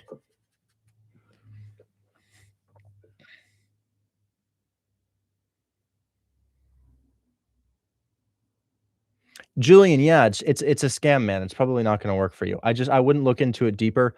Julian, I would say that almost everything you know right now in your life is probably as good as it's going to get. There's the idea that you could make money online, man. I'm honestly just scamming people, dude. It's not really real. I wouldn't look into it any deeper because it's just not. I think the amount of income you're making right now is probably the most amount of income that anybody could make in the entire world. So I just wouldn't waste your energy, man. You're dodging a bullet if I'm being real. Anyways, Steven has something under contract right now. Is it under contract, or you just got the offer verbally accepted? Verbally accepted. We just need a bank statement. It's in your DMs though. Great. So he made an offer on something. We're gonna see if it's viable. Looking at the deal. Okay. Are we occupied or vacant? Vacant. He had tenants in there, but he kicked them out because he was selling the property. Cool. You know what those tenants were paying? So in total, I forgot which one exactly, but it's bringing in $3,400 a month. Wow, that's pretty high for the price point. What kind of payments did you have with the seller? So payments are $1,400 a month, 25K down. That's pretty good. That's really good. How long is your balloon? 7 years. 7 years. Looks like the house is. I don't know if it needs any rehab. Did they say it might need any work? Yeah. Initially, those pictures it did need some work, but the seller fixed it up. Oh, so we have new photos? Well, not new photos, but there's a previous buyer in it. They had a list of what they wanted fixed. They didn't end up buying, but the seller decided to fix it up for someone else that wanted to buy it. Okay. If we could get new photos, that's going to be really, really helpful for marketing purposes, but the numbers sound good. What is the balloon length on your deal? How long do we have on this? 7 years. That's really nice. Okay, so what's your purchase price again? $275. Nice. $275, 25K down. You have payments of $1,400 and you're bringing in $3,400. Do you have an interest rate on this thing? 0% interest. Wow. Wow. That's at least a $15,000 deal, unless there's issues with the house. Let me look into the area. I feel like I've heard of it before, though. It's 10 minutes away from the U of A.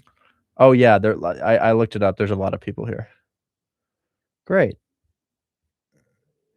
That's awesome. Really, really good. I really like it. It just comes down to the condition now as to what the seller did. I'm getting a call from somebody. Hold on.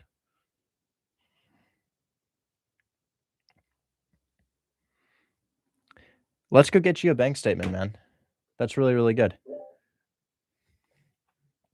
Now, are they going to want the name on the bank statement to sign for this? They just said bank statement. I sent them your proof of funds, and they said if I could just send a bank statement over with the contract. That's okay. We'll get that over to you. Okay.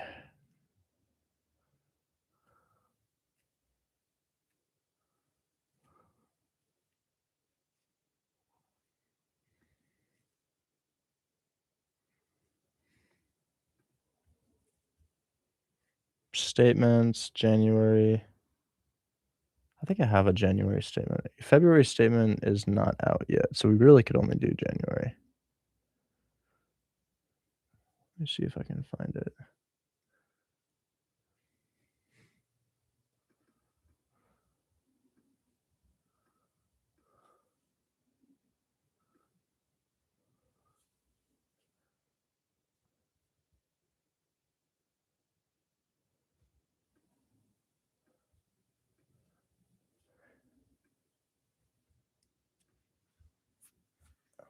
And honestly, what we're gonna do here is we're gonna send them a statement, but then I'm gonna send them a screenshot of the LLC that I actually want it to be under.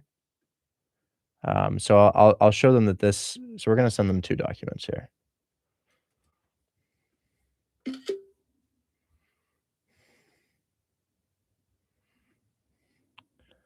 Okay. So just in case they make a fuss about this, we have one bank statement for HMHW LLC. And then we have a screenshot of the bank account that has, I'm going to say, this screenshot shows a bank statement for HMHW LLC. However, this is just our holding company. I would be buying it under the LLC you see here.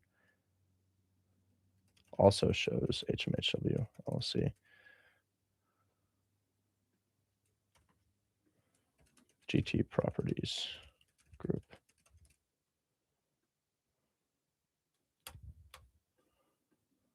Okay, so I just sent you a bank statement, but also a screenshot of essentially the bank statement says HMHW LLC, but that's not the LLC. That's not for real estate. That LLC is not for real estate. The LLC that we would want is highlighted in the other picture next to HMHW LLC. So you can kind of see that HMHW LLC is part of all of the LLCs tied here, and that we're going to do it in GT Properties Group because the funds are in one LLC, but the funds would go to a different LLC to purchase it, and you can see that in the overall screenshot. So hopefully that is helpful.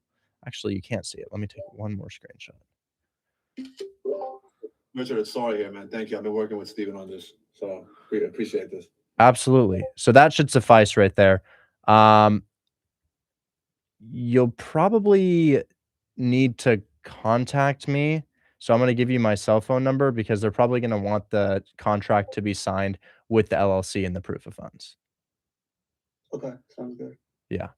Anyways, Taylor, the update on your deal is that buyer's not interested due to all the issues in the property. However, there's another buyer that is interested, and we're resending it out to that buyer to see what they say. That's all I know at this time. But is there anything else I could help you out with?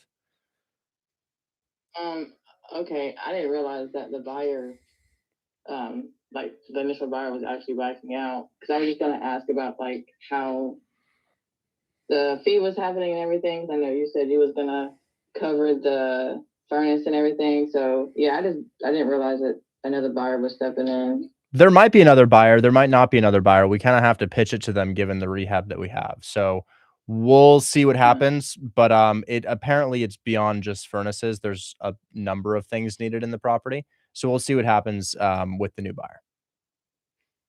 Oh, okay. Yeah, I guess I was just trying to get an update. So thank you. Absolutely. Talk soon. Guys, I had my house inspected today. Minus 15,000, maybe minus more than that. My contractor actually sent me a little bit of a quote here. I want you to go over the PSA. I don't know what that's about. Hey, sorry, I don't have this number saved. I don't know how you got this number. But the only thing you need in your purchase and sale agreement is going to be a 7-day inspection period and EMD submitted post inspection. That's it. And if you're curious about a non-assignment clause, it does. If it's a cash deal, it doesn't really need to be. It doesn't need to have an assignment clause because we can just double close it. So even if it's non-assignable, it'll be fine. Okay, so this guy says, I'll have a quote by the morning to reside. It was close to 9K with a trim and oof. 9K for siding. Damn, siding is pricey. Well, we'll see. Maybe it's $20,000 for roof and siding. So he's saying he's gonna see. He's gonna see. He says 9K with the trim and facials. That's what I told Bry. I'm gonna cut that price down for you. Let me measure the whole house.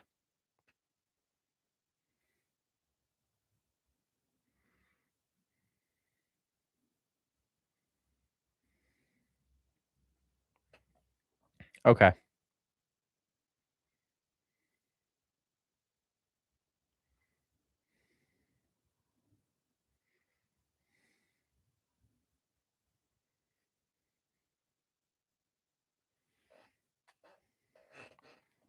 All right.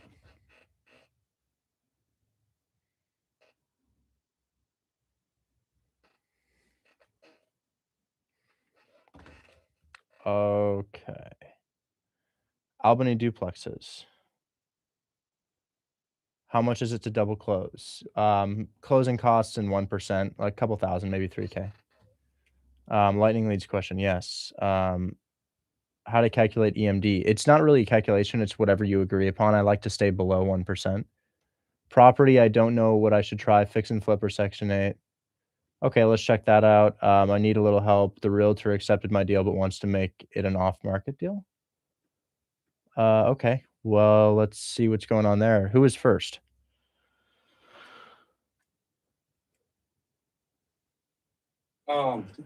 Hey, Rich, thanks for bringing me up, man. I think I was first. I don't know, but those Albany duplexes, they're in box, your inbox. You're cutting out real bad, man. I'm sorry, I can't hear you. Equity clause that's okay. Hold on. I heard there's an equity clause. No, not really. It's just very choppy, but equity clause issue. The seller's not okay with it? Yeah. Yeah, they're saying it's too open. So I have it at a 7-year now with an equity clause that basically, if it doesn't appraise, then we keep evaluating until it does. Well, the seller says it's just too open.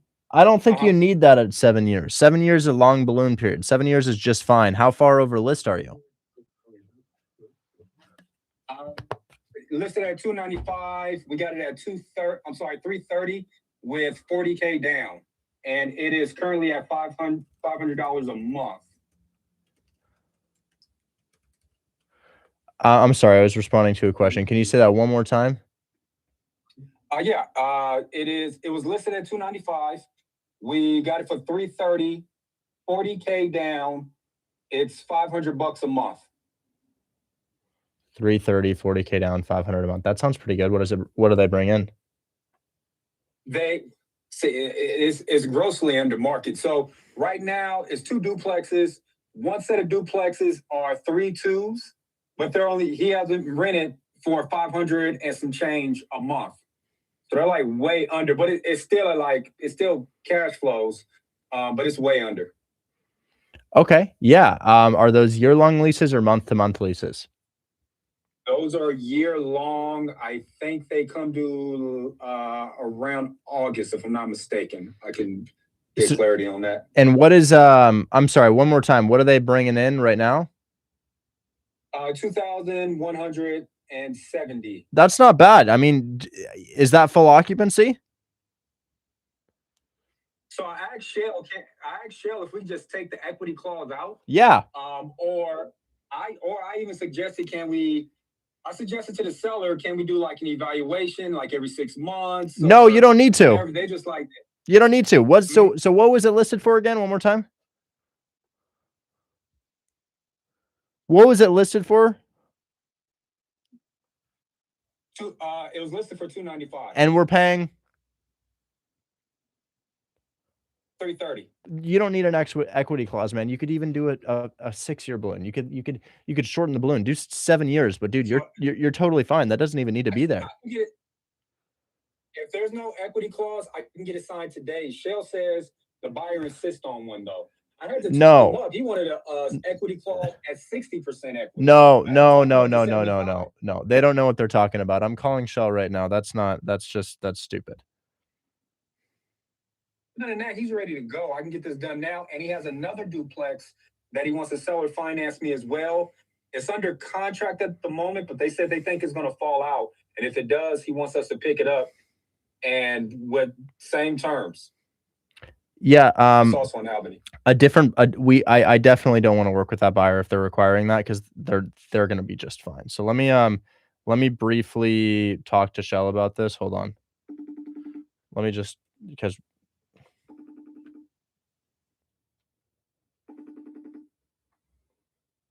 Ian, it's different. You don't get title in a land contract.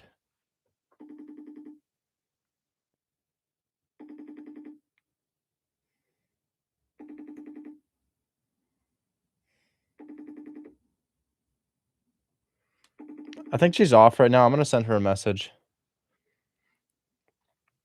Hey, Shell, for MJ Wade, the student who has those Albany, Georgia duplexes, I know the buyer is asking for an equity clause, but it's a 7-year balloon at 0% interest seller financing.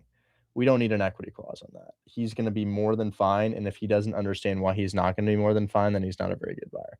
So it sounds like it's Kenny, because Kenny's the one who usually wants that, but it's 7 years. I mean, he's going to be totally fine. We're not even that far over list price, and at 0% interest, we pay it down extremely quickly. So I just want to say for that deal, we don't need that. We can find another buyer if that buyer is requiring it. That's just there's no need to break the deal over that, because if the student isn't able to get that, then he's not going to be able to get the deal.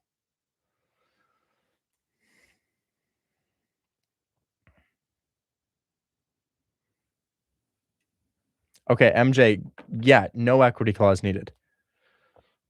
Okay, sweet. Then I guess I'll text Shell and ask her to redo the contract and remove that. Do you think I should? 'Cause the only other thing I thought is, because in exchange for that 40K down payment, I got the rent like way lower. It's like at, I don't know, 20-25% of the gross rent. Would it be helpful if the only other thing I thought of, I said, okay, instead of 500, we can do 700 a month in exchange for an extra year on the balloon. We don't really need an extra. Get it more paid. We don't really need an extra year on the balloon, man. It's just fine as is. It's like y'all are, Okay. you know, that buyer, they don't need that. And honestly, there'll be another buyer who's totally fine with that. You really don't need an equity clause on a 7-year balloon. Right. Got it. Quick follow up to that. When I'm in the what am I asking? How should I think about appreciation? Because, you know, in the calculator, you know, you play with the appreciation. You know, how much you think is going to be year over year. When I'm reading, it looks like the market has been down, but they're projecting for it to go back up. So I usually default at like 2% year over year appreciation, and like Georgia, Texas, Alabama, stuff like that. You think that's good? Yeah, that's a fine estimation. And I more so think, how much do we pay down over the balloon? You know, that's I always want to know, what do we owe at the balloon versus what is it worth right now? Because I can really argue. I say, guys, imagine it doesn't appreciate at all. We still pay down 25% with our down payment before the balloon is over. Got it. Okay, that's awesome. Yeah. Big help, man. Yeah. Okay, I'm gonna have another one coming too. I'm working these. Thank you. I appreciate you. How many calls did it take you to get somebody to say yes to something like this? Not a lot. You know, I got your pitch down pretty good, I think. I don't know, maybe 20 or so, about 20. That's what I think too. That's really good. Yeah, 20 calls, one person is interested, guys. And what are you targeting to get people interested? It's like secondary market, long days on market. Yeah. Just free and clear. Long days on market. And not even so much long days on market. I probably do bad because I don't underwrite them, but I look for stuff that doesn't cash flow. And you actually gave a good word on this, because I was kind of looking at everything and putting everything in the calculator to see if it had cash flow with the DSCR 7%. But you said, you know, you could pretty much know that if a property is listed for under 300,000, it's probably going to cash flow. So that's kind of helpful and helping me get quicker. But that's kind of what I look for, and I line them up and I call them. Yeah. Okay. I like that, man. That's really motivational. Well, great work. I really like your deal. I don't think you need that equity clause. I just told Shell, and even if that buyer's, you know, fussy about it, we'll find a new one. That's awesome, man. Thank you so much. I'll let the buyer or seller know. And yeah, we'll get this locked up as soon as Shell can give me another contract. Hell yeah. Great work. And remember, MJ, if it's ever down to the wire and you really need to do it, I did a contract yesterday in 2 minutes. And you can get that contract from here, and there's a video on how to fill out that contract. So if you ever want to make that edit yourself, you're welcome to do so. If it's ever like, I need it quick. Oh, I might do that then. Awesome, yeah. Rich. Thanks a lot, man. I appreciate it. Talk soon. Bye-bye. Chris, what's going on, man? Yo, what's up? How's it going? Today's the day. Today's the day, Rich. What do you have? I saw you yesterday looking at that property, and I was like, hell no. I've been in talks for like a week now. Got it under a wrap. I got it at like 1K payments a month. The cash flow is 1.8. He's just keeping the mortgage in place. The way the agent thought it was going to be structured was that the due on sale clause could be called. But I'm like, no, the way we're going to structure this is that it can't be called. So is it a wrap or seller finance? Because we really want to do seller finance. It's basically there. He's asking the same price he's got his mortgage at, right? You saw yesterday. It's 987 in Evangeline. So he really he's stuck, like, doesn't want to budge from his 5% rate, because that's basically what he's paying right now. So we somehow managed to stack that on 2 payments that would equate that over a 30-year. I don't check out the contract. I sent it to you. It was actually drafted by this agent. So I trained this agent to basically send me seller financing deals. And if you want, I can bump it up again since you probably getting a million messages. This guy owes like 103, right? Yeah. No, he owns a little more. I think it's like 120 some, right? So why are we? Hey there, Mr. Seller. You're going to lose 10 on the sale? Wow. Let me just give you 10 since you were going to lose 10. No, I want you to pay me more than that. Let's wrap a higher interest rate around this amount. But you were going to lose 10, so you have no equity, and I'm offering you 10K. You wouldn't have made 10K your asking price. No, we're going to do higher payments. And it's like, well, why? I mean, what are we wrapping this for? Because it's like you're looking over the edge of a ship and somebody's drowning, and you're like, hey, let me throw you a life raft. And they say no, because I don't like the color of that life raft. I'd rather drown. And it's like, well, there's no need to wrap a higher interest rate around his interest rate. He's losing money at his asking price, you know? He bought it for one. Well, that's what I had established. I originally just wanted a sub 2. Yeah, why don't we do that? Didn't manage to pull that off. He was just stuck on, like, he wants to wrap it. He was just like, I want to wrap it. I think, yeah, he is at 105,000 that he still owes on that mortgage, right? Or something like that. I don't know. You said it was 100. I couldn't bring it up in prop wire, but that's what I got. So I just, because Chris, in a wrap, we don't get to depreciate the property, which is really big right now for real estate investors. It's a really simple objection to handle. When they want to wrap the deal, they're not sure that you're going to make payments on time. So they want to easily get the property back. That's why they want to do a wrap.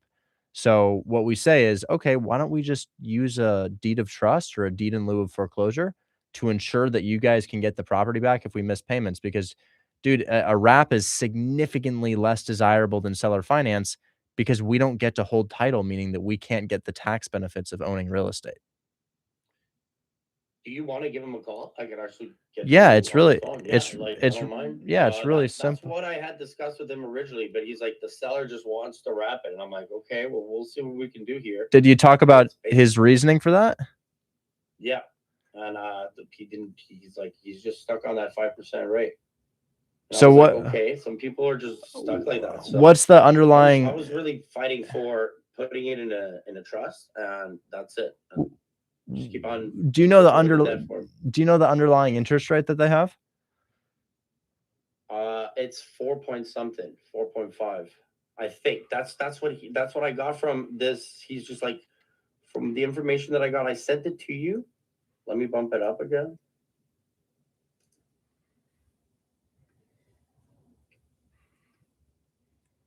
And there's also a 6 property portfolio that is also willing to do seller financing. He wants 100K for it, and the rest he's willing to finance it per month. So that is it. Well, let me look. Are you looking at the PSA right now?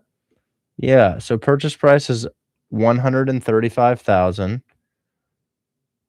He wants. And here, I'll send you his number. I told him you were going to call him, and anyways, he wants to talk to you because he wanted to really understand the whole mechanics of it. He's a pretty cool, open to like creative financing. He just finds creative financing deals in Ohio, so that's awesome. He's a good contact to have. Is this the listing agent or is this a buyer's agent? This is a buyer's agent that knows the exact agent, the listing agent, and the seller as well. Do you think it's been presented to? So the buyer's agent was the person who wanted to do the wrap? No, the buyer's agent was what he got back from the agent that you called yesterday. Oh. So he gave me those terms, and I'm like, look, I'm going to bring the PSA up to my partner. He's the one that's picking it up. But I was fighting for that, putting it in a trust and trying to explain to him that I think we need to talk to the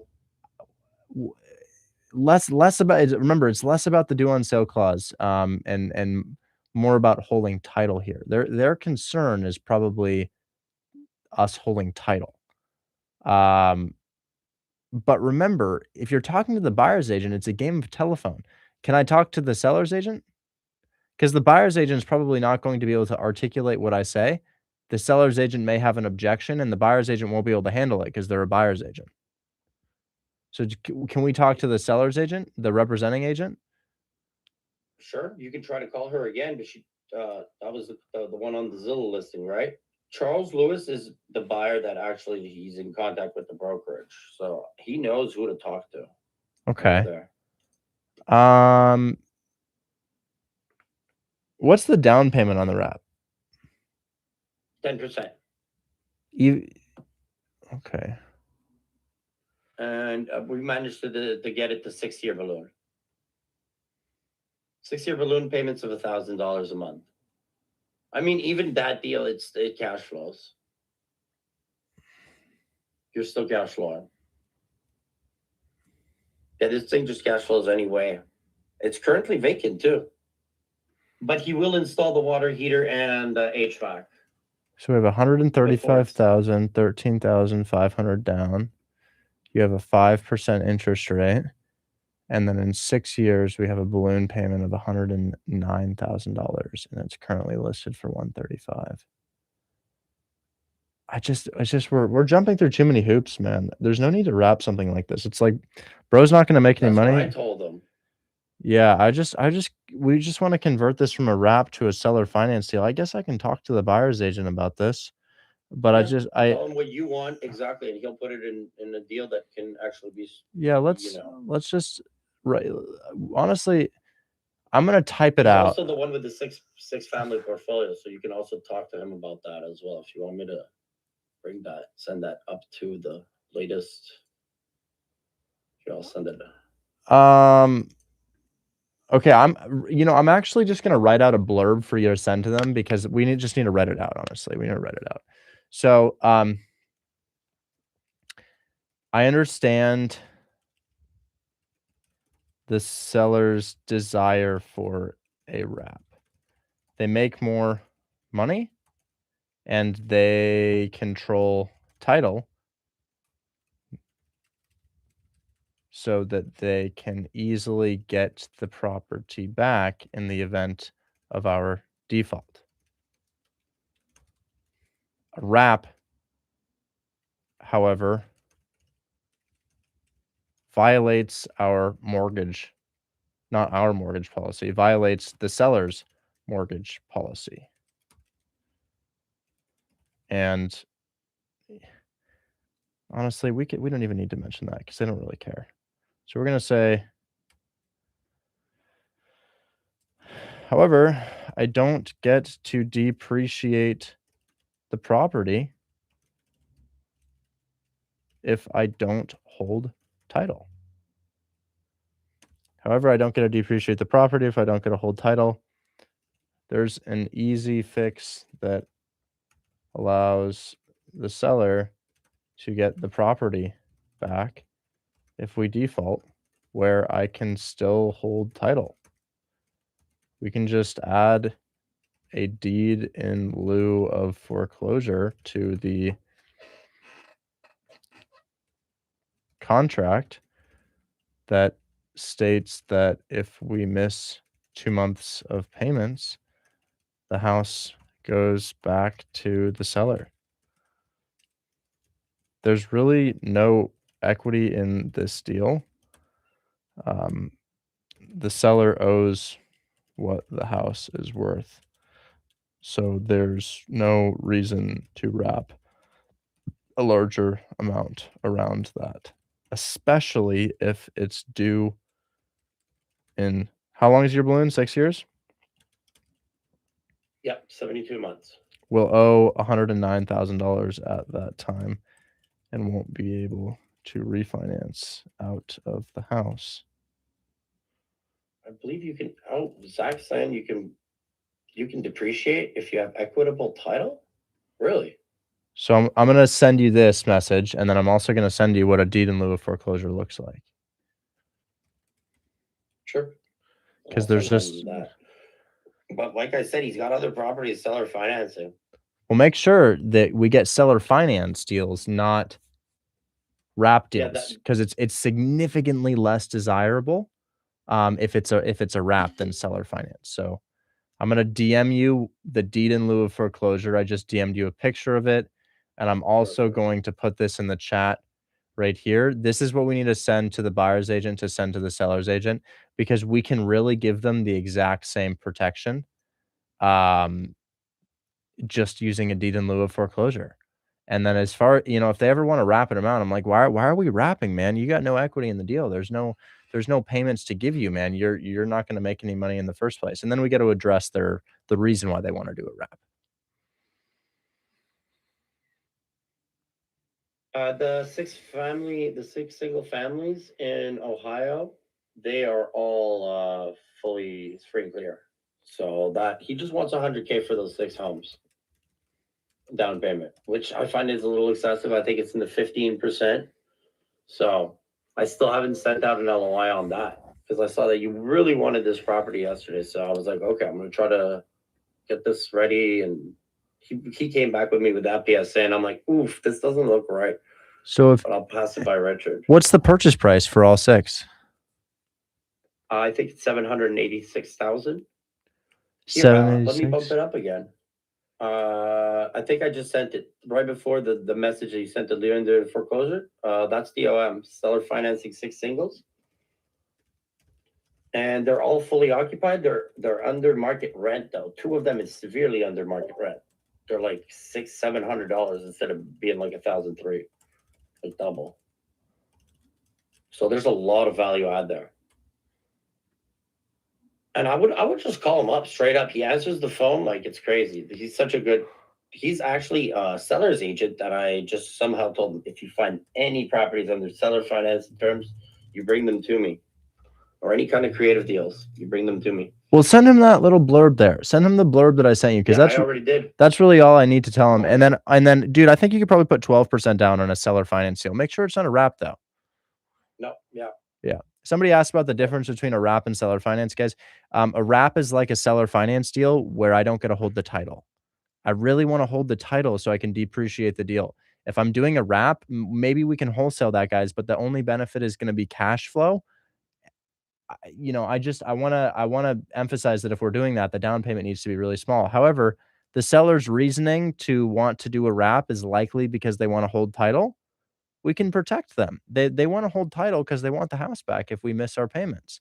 We can protect them in another way. So it's the only difference is it's like real estate without the tax benefits. It's very similar, but the tax benefits are a big driving factor for why buyers want to buy these deals. Anyways, let's I got to move on, man. I got a lot of people up on stage, but go ahead and text him that. Let me know what he says. Sure, no problem. I just did, and I'll be waiting for his call. And I'll just text you when we get a contract back, or if you want to try to work out that contract, or just send out a PSA that you think would work if you want, and I'll send that over. I'll send that right over to him, and he responds super fast. So just make that modification. Your guy has the purchase and sale agreement. Just make that modification on his purchase and sale agreement so that it's not a wrap, and then let me know what they say to that objection that we sent them. Perfect. All good. Talk soon, man. Bye-bye. Okay. I don't know who is next. Maybe Robert. Am I saying that right? Robert? Or is it Robert? It's spelled Robert. Can we get the realtor message put in the chat? Yeah, I think I sent it to @suppressor. I think I sent it to him here, so it's going to be, this is the message that I wrote. I also included a screenshot of a deed in lieu of foreclosure, just in case they're like, what does that look like? I just literally got it off of Google Images. I just went on Google Images and I looked up deed in lieu of foreclosure. It's just an addendum or an extra piece of paper that you attach. 8-2 in Memphis, asking 79 under. What do you mean an 8-2? I've never heard of an 8-2.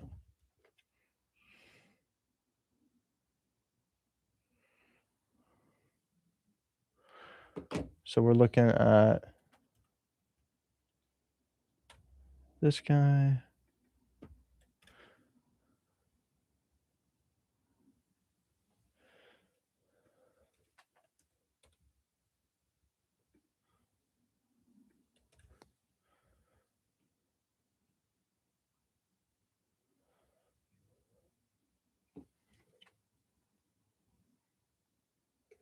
Okay.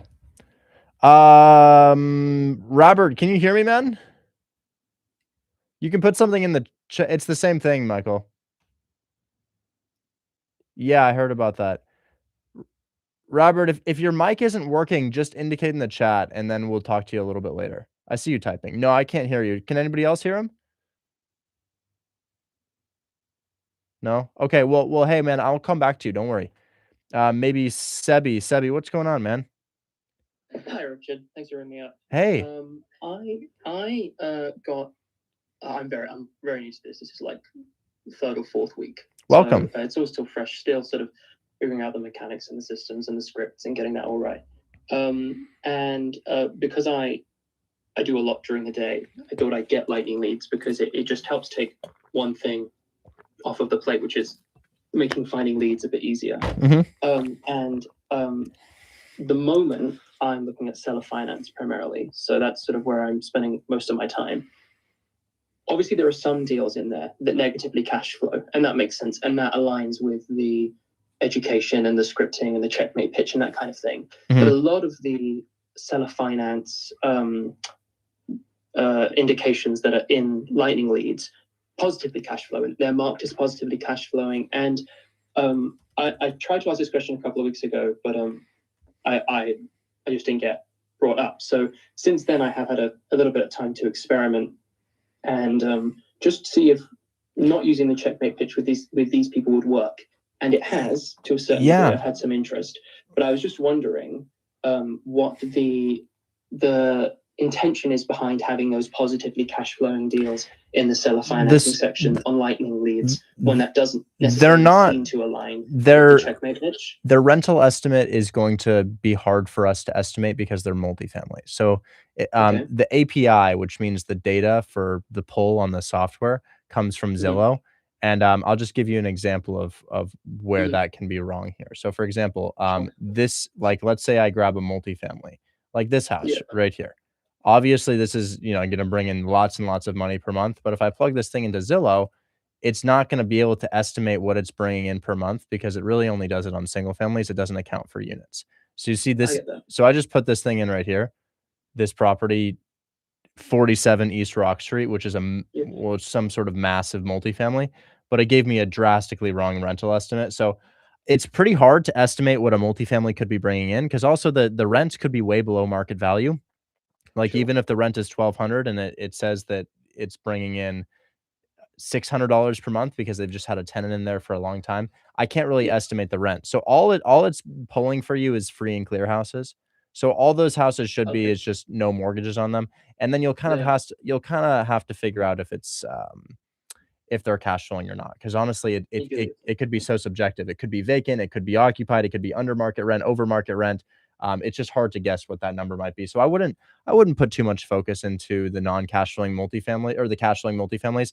I'm just thinking on lightning leads, all that we have plugged there is free and clear houses supposedly above $400,000 or $350,000. That really explains that. Yeah, because that is what I've been finding is a mix of the two. And I have found a trend where sometimes it says it cash flows and then it turns out the tenants are paying $200 a month when they should be paying they're just free and clear. They're not, I wouldn't say that they're specifically non-cash flowing. The only thing I can do is try to get them to be non-cash flowing by putting minimum price at 400 or 350 and then free and clear so that it's less likely to. But ultimately, sometimes it will, sometimes it won't. You got to check to see.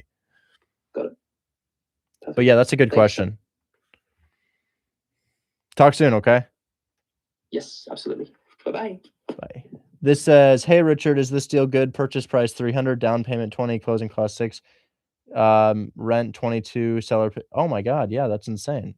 Civil investor. That's crazy. Yeah. You're paying $400 a month and it's going to bring in 2,200. That's really nice.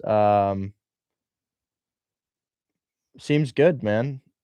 5-year balloon, 12-month extension. Yeah, with the extension, it should be okay. I think we want to go for 6-year balloon minimum, but I can see that. Yeah, that's good, dude. You've got a good one right there.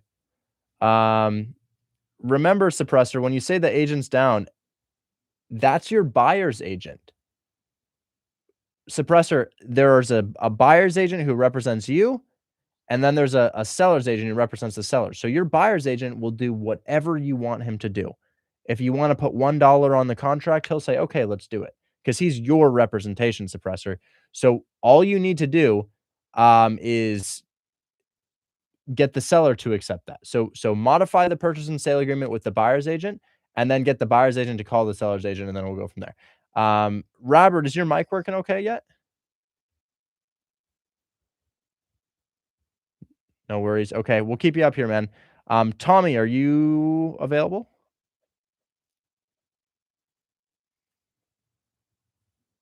I don't use a buyer's agent, guys. I really would advise against using a buyer's agent unless it's the only way. Tommy, can you hear me okay?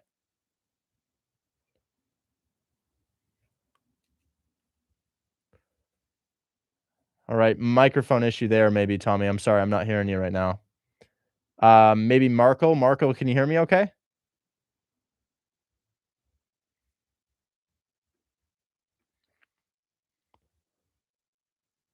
Marco, can you hear me okay?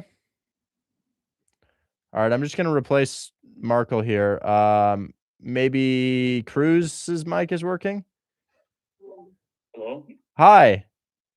Oh, bet it works. Yeah, so I sent you an address for a quadplex, and I'm trying to get it on seller finance, but the agent, before he wants to show my offer, he wants a letter from the lender. Because I walked him through the numbers and how it only cash flows $100.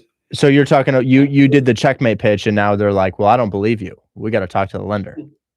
Yeah, I Oh, told him that easy. if they're $115K down, you're only making $100 a month. Yeah, so so we actually have a lender in the chat. We have a lender like for this exact purpose. His name is Sammy, and it's called, his form is Sammy Seller Finance. And we actually have some information right here. The lender's name, Darren Samarel. Okay. You have a form that you can fill out to get him on the phone. He's literally a lender. Jack, maybe summertime. It's really brutally cold right now. There's not much to do outside. Oregon's cold as hell during the winter. But yeah, dude, talk to Sammy Seller Finance. Let me know if he responds there. He's supposed to respond there. Yeah, I did remember that, but I just DM'd him. I didn't do the whole form, but I guess I'll do that. Do you want me to tell you the terms to see if it's good? Yeah, yeah. Are you saying he didn't respond in that form? Because we can try to work on that if he didn't respond. No, I didn't submit it yet. I just tried to DM him because I had messaged him before.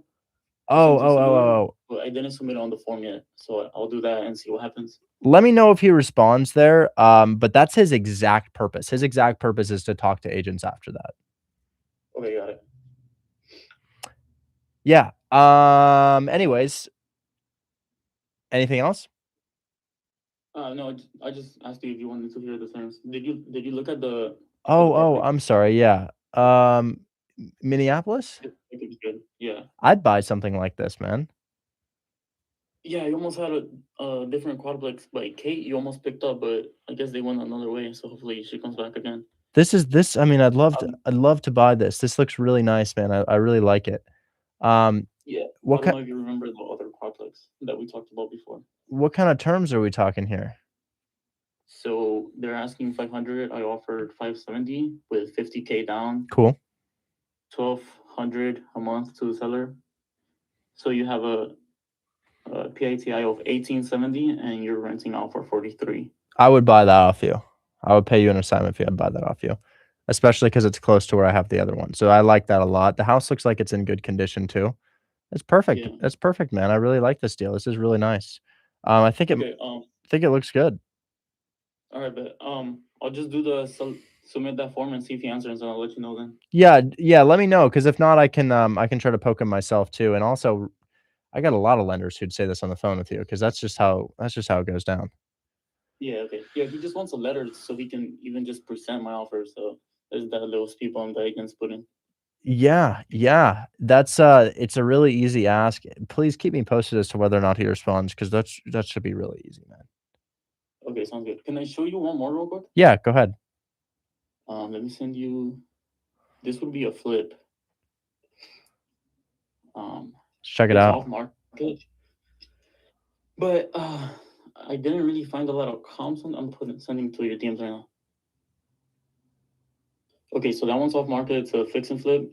but I'm only finding one comp for that's sold, and then everything else is pretty much for sale, but only one sold comp yet. It's a duplex. What's the area looking like? It was good. Let me show you the sold comp too. I'm gonna send it to you right now. So my question is, there's only one sold comp, but everything else I see, it's for sale for around the same price after a Nice. rehab.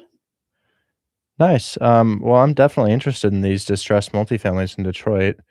I Um, send you the sold comp that I found, and if you want pictures of that property, PropStream has pictures. I'm going to try to line this up on my map and figure out what it would be. I love to figure out. Is this an off-market deal?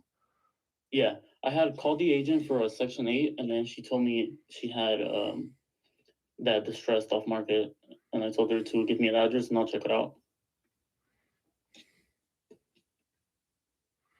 Cool. I'm checking right now. Hold on.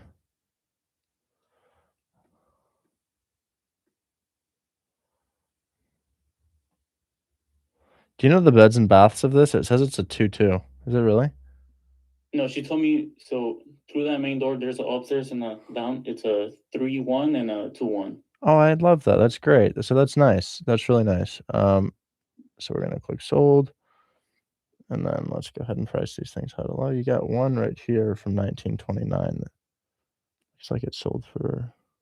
It says 246, 193. Wow, $193,000 multifamily, $130,000 one, 175. Are these single family or multifamily? Duplex. Wow. Home type. I sent you one to your DMs. It's sold. It's a duplex. It sold for 180. I see a lot of high sales right here. I see one for 195. What's your square footage on this thing? PropStream says, is it 17? I think. Yeah, 17. 1,700. Yeah. Yeah, I mean, 1770 around there. PropStream has pictures of the interior. The interior doesn't look too bad, but I'm not sure if it still looks like that. well, this is interesting. I think you have some really high ARV comps. So what are they asking for it? She said a 50. And what do you think we could get it for? 40, 35. I don't know.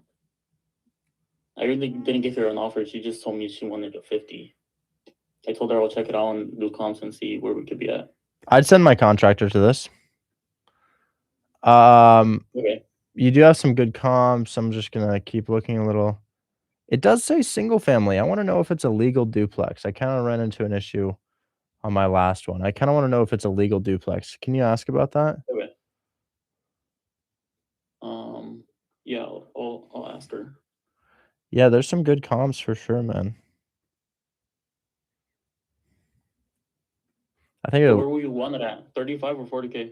as low as Did they possible. want 50? Just I mean, hit them with 35, see what they say. But yeah, I mean, it looks pretty good, man. I think it might need a new roof or something, but there might be room for that given the comps. I mean, the neighbor's house was a duplex sold for $175,000, so that's really good. You also have another Yeah. one for 195 too. Sorry, did you see the interior pictures on PropStream?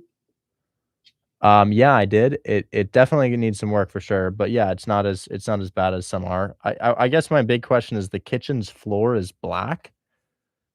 I don't know if that's just like rot or something, or fire, but I send my contractor there. It would be fine. I send my contractor there.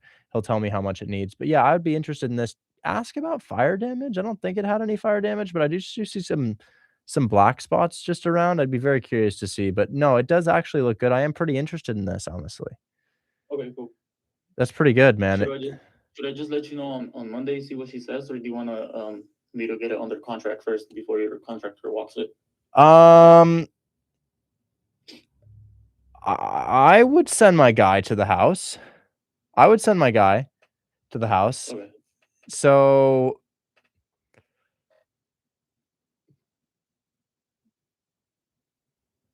I'm sure she'll pick up right now, but I could see if Monday works. I don't know if she has to be there or not. I can put you, the agent, and my contractor in a chat to see if we can send them there. Okay. What was her name? If you just DM me the contact information, we can start that process. For the agent? Yeah. Yeah.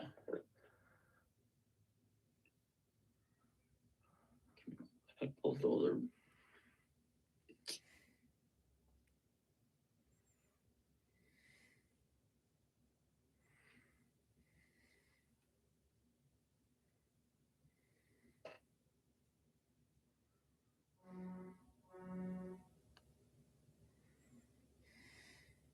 This is gonna take me a second. I had closed the other property that she had, and since it's off market, it's not on her name right now.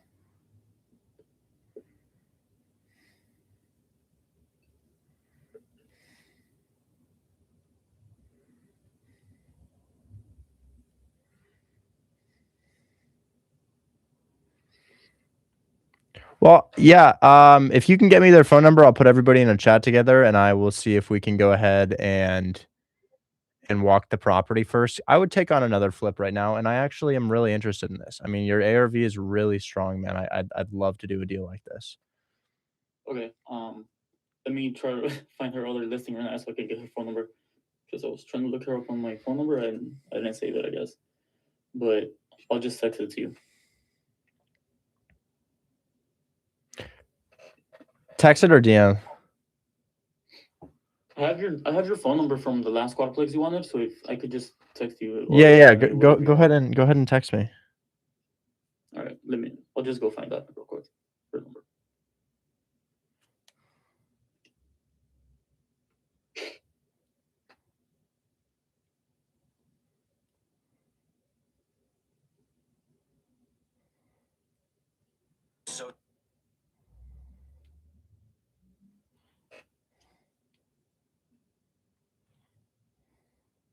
Hey, I gotta move on, man. Are you gonna be able to send that to me? Because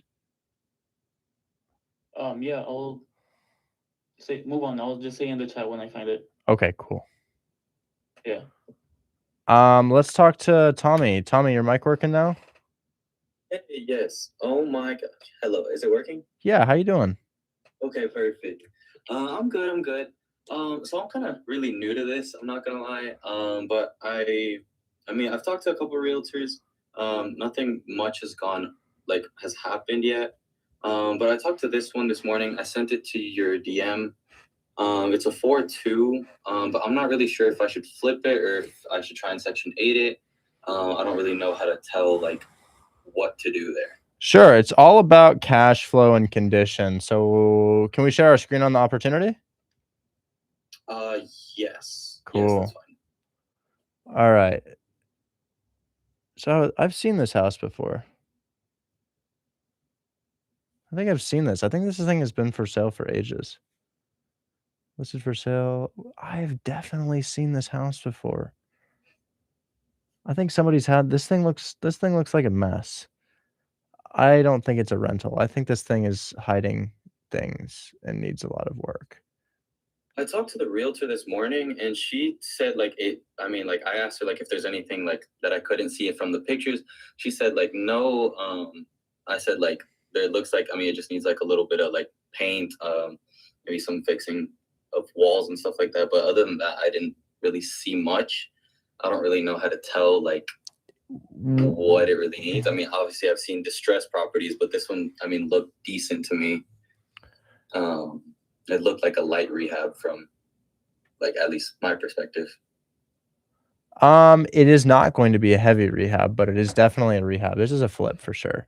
Okay. When you see uneven things like this, just like this little wall right here, it's just there's definitely a lot more going on. Like you see how there's like a million different types of wallpaper, ceiling, and floors here. Like here's Yeah. here's 3 different floors in one picture. It's just it's called lipstick on a pig, and when you uncover what's behind all of this stuff, it's a mess. So I get it, it doesn't look that bad, but my house today, failed its inspection. My flip failed its inspection, and I probably need to put $15,000 to $20,000 into it. Man, it looks perfect. It looks stunning. It's like it's all white. Everything's been done up. This thing is just like a contractor who lived in the house, who maybe did some of the work himself to the point where it's in okay condition, but it's just like it's a code nightmare. And what I mean by a code nightmare is just there's a code that things have to be built to, a standard, and this is I get it, it's usable, but it's like there's a lot that's gonna be needing to be done. So I would treat this as a fix and flip for sure. Okay, perfect. And I saw like I was looking at the comps for it, and I mean it looked pretty good. I mean it compared to the other ones, it's a 4.2. The other comps I found were like 3.1s and 3.2s, and they were selling for like 130, 140. Yeah, I think it could definitely be a good flip. It's not gonna be a nightmare flip. Of course, we have to get it inspected, but I feel like I think they've been trying to sell this house for a while. Like, I feel like I saw this thing months ago, and maybe it's back on the market now, and I just can't tell. Um, I am nervous about this property. I think it might be kind of a headache. I would go very, very steep on this. It just I have a bad feeling about this one. Okay, thank you. Yeah, best of luck on it. Hey guys, quick bathroom break. I'll be right back. Give me 45 seconds. Ooh.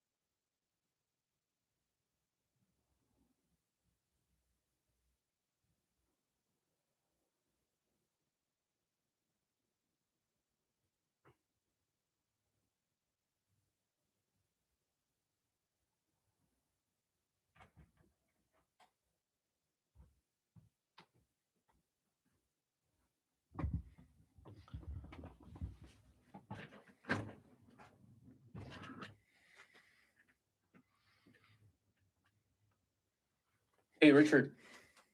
Hey. The phone number for the agent for the fix and flip that I just showed you, it's on your DMs. Okay, great.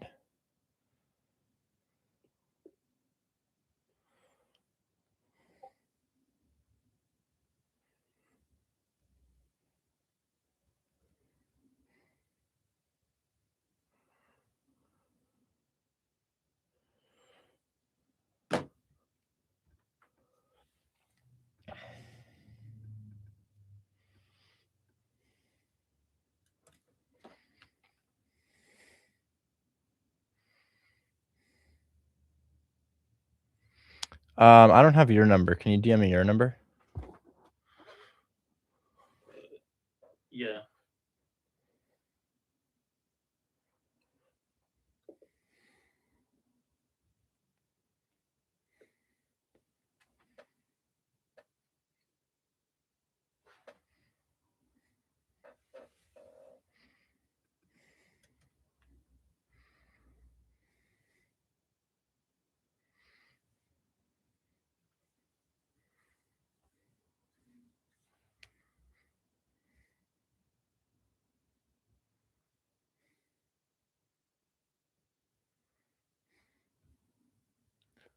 So the address on that is, see if I can find the address. Is it Tuller? Is that it? Yeah. Yeah, I'm really interested in that, man. That looks really good. I mean, obviously it needs a lot, but I kind of like that stuff.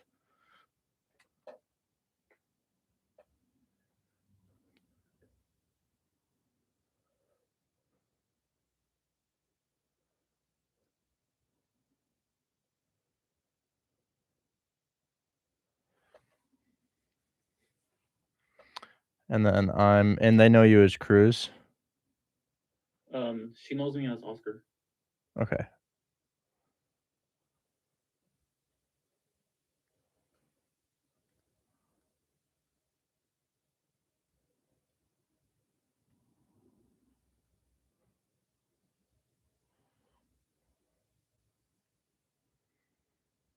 Okay, I just texted. I'm gonna add you to my phone.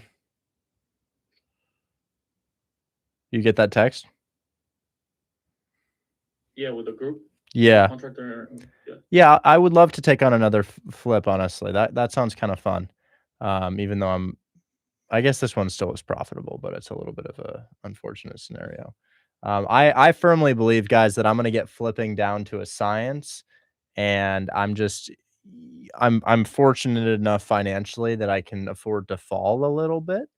And yeah, I'm hoping that I learn how to avoid every single pothole. My most recent lesson is even if the roof is functional, even if the siding's functional, if it's ugly, that's gonna hurt the deal. So, anyways, I would love to try it on this one too. Your deal does look like there's maybe like 100K spread in there for renovation. So that sounds pretty good. Anyways, keep me posted on that. My contractor's there. He's usually pretty responsive. Your agent just needs to get back to us and let us know when. Yeah, sounds good. Yeah. Anyways, I'm gonna talk to these next couple people. Markle was trying to talk earlier, but microphone issues. He's got his first contract here. We're either gonna make or break his day by reviewing his deal. So let's go ahead and see what he has. Markle, can you unmute for us? How you doing? Can you hear me well? Yeah. Okay, so I'm in contract already. The address is 1253 East 35th Street, Cleveland. Could you type it in the chat for me? In the chat, hold on. Okay. That's going to be 1253 East 135th Street, Cleveland, Ohio.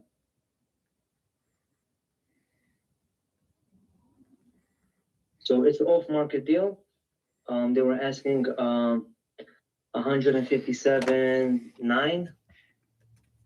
We were going back and forth. I got them down to 90K with us just covering closing costs.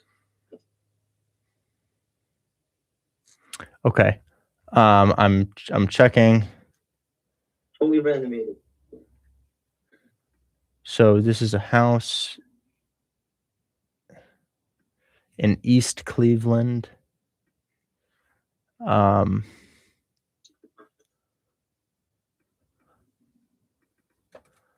So you have this for 90K?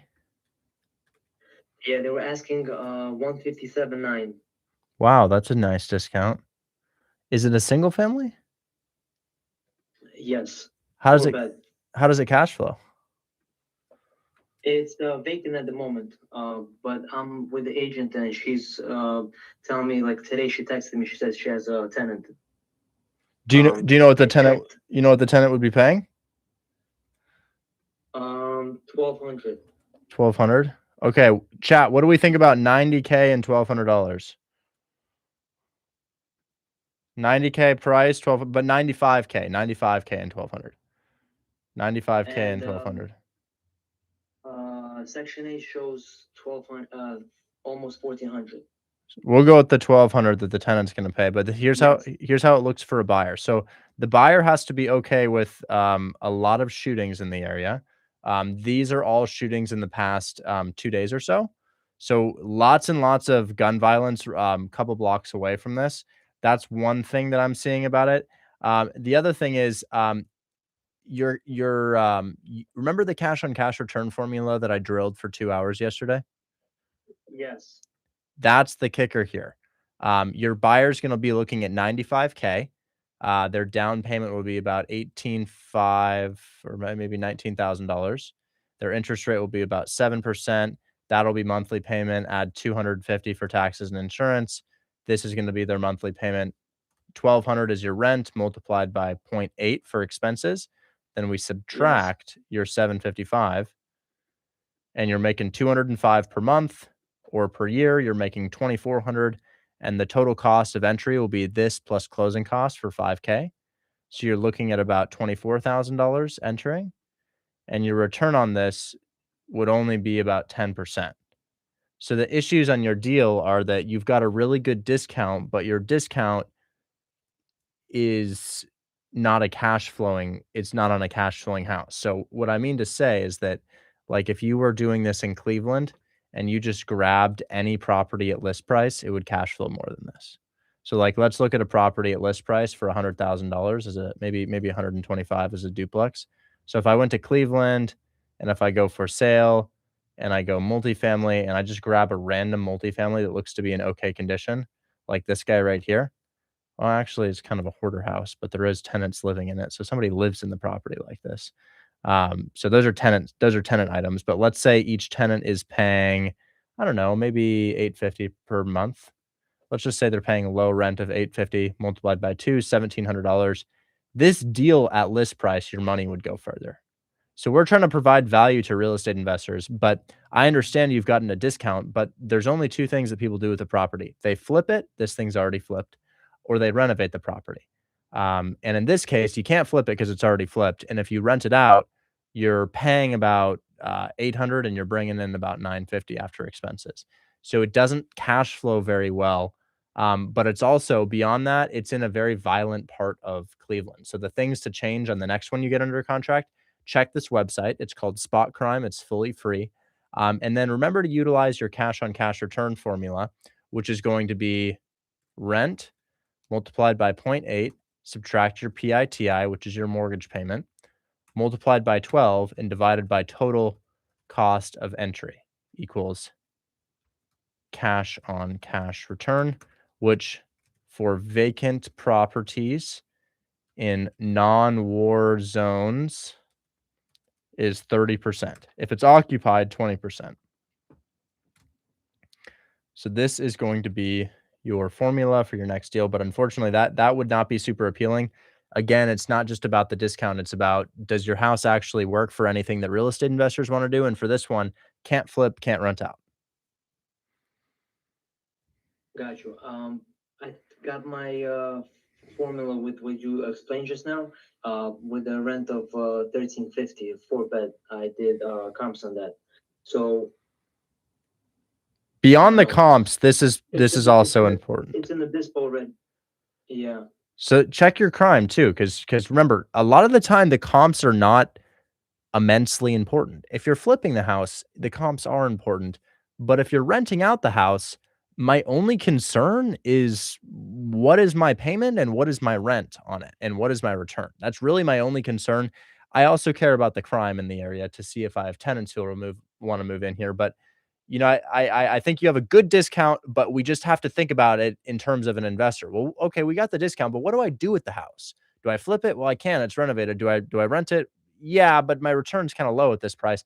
My money might go further, even buying something at like list price, like this guy right here. I see. Hopefully that makes sense. That ARV in the neighborhood. I thought maybe you get it at 95 and then sell it for 130. Well, remember, your for ARV, this is why it's important to take the fix and flip course or the cash course. Your formula is ARV multiplied by 0.7, which already puts you at 90,000. And then you have to subtract your rehab. Let's say rehab is only 15,000, super tiny little rehab here. It puts you at 76,000. And if you subtract anything you want to make on it, maybe 5,000 is your profit, you'd be at 71,000. So you got to use the formula. ARV times 0.65 minus rehab minus what you want to make, your assignment fee, equals your offer. If you buy a house for 90 and you're going to flip the house for 135, you barely have any money in it after all the expenses of flipping. So this is going to be that's going to be your fix and flip formula. Got you. What do we do from here? It's in Dispo now. Well, if you have two bad deals, you'll have to back out of your deals. So I don't know too much about the other one, but if your deal is not viable based on what we just covered, you text the agent and say, "Hey, I submitted this to my lender, and due to the gun violence in the area, they declined me." And then you can also just send them a picture of what the gun violence is. There's all kinds of like little excuses that you can make, but it's just over the past week, multiple people have been shot here. Gotcha. So now that it's in Dispo, what are we doing? Well, you'll have to evaluate your deal and see if it's a bad deal. So this one right here at 90,000, there's or wherever that house was, I don't know where that house was, but that deal you had at 90, there's not much we could do with that. I didn't see the other one, but I would evaluate it if it's a fix and flip based on that formula I gave you, or if it's a rental property based on that formula I gave you. And if it's not something that's going to sell, I would tell the realtor immediately rather than wasting their time. Are we able to try and see if we can push it? And then I can approach the seller, the agent? It's up to my team to see if we can dispo the deal. If you sent it to them and they've already accepted it, then that's what they're doing. Yes, I got a confirmation that it's in process. So it sounds like they're going to try to dispo it. Remember to evaluate based on those equations that I gave you to see if it's going to make sense to a buyer. For sure. And I'd always try to take the courses too. So if you haven't taken the cash course, or if you have and you need a refresher, go ahead and take that cash course. Same goes for the 2 creative finance courses that we have. Got you. Thank you so much, Richard. I appreciate it. Absolutely. And McLovin 143, probably not. I don't think that a lender would decline a loan based on the high crime rate. It's kind of just an excuse that I'm giving, because this guy, he's new to the business, and he said, "Hey, well, let's do this deal."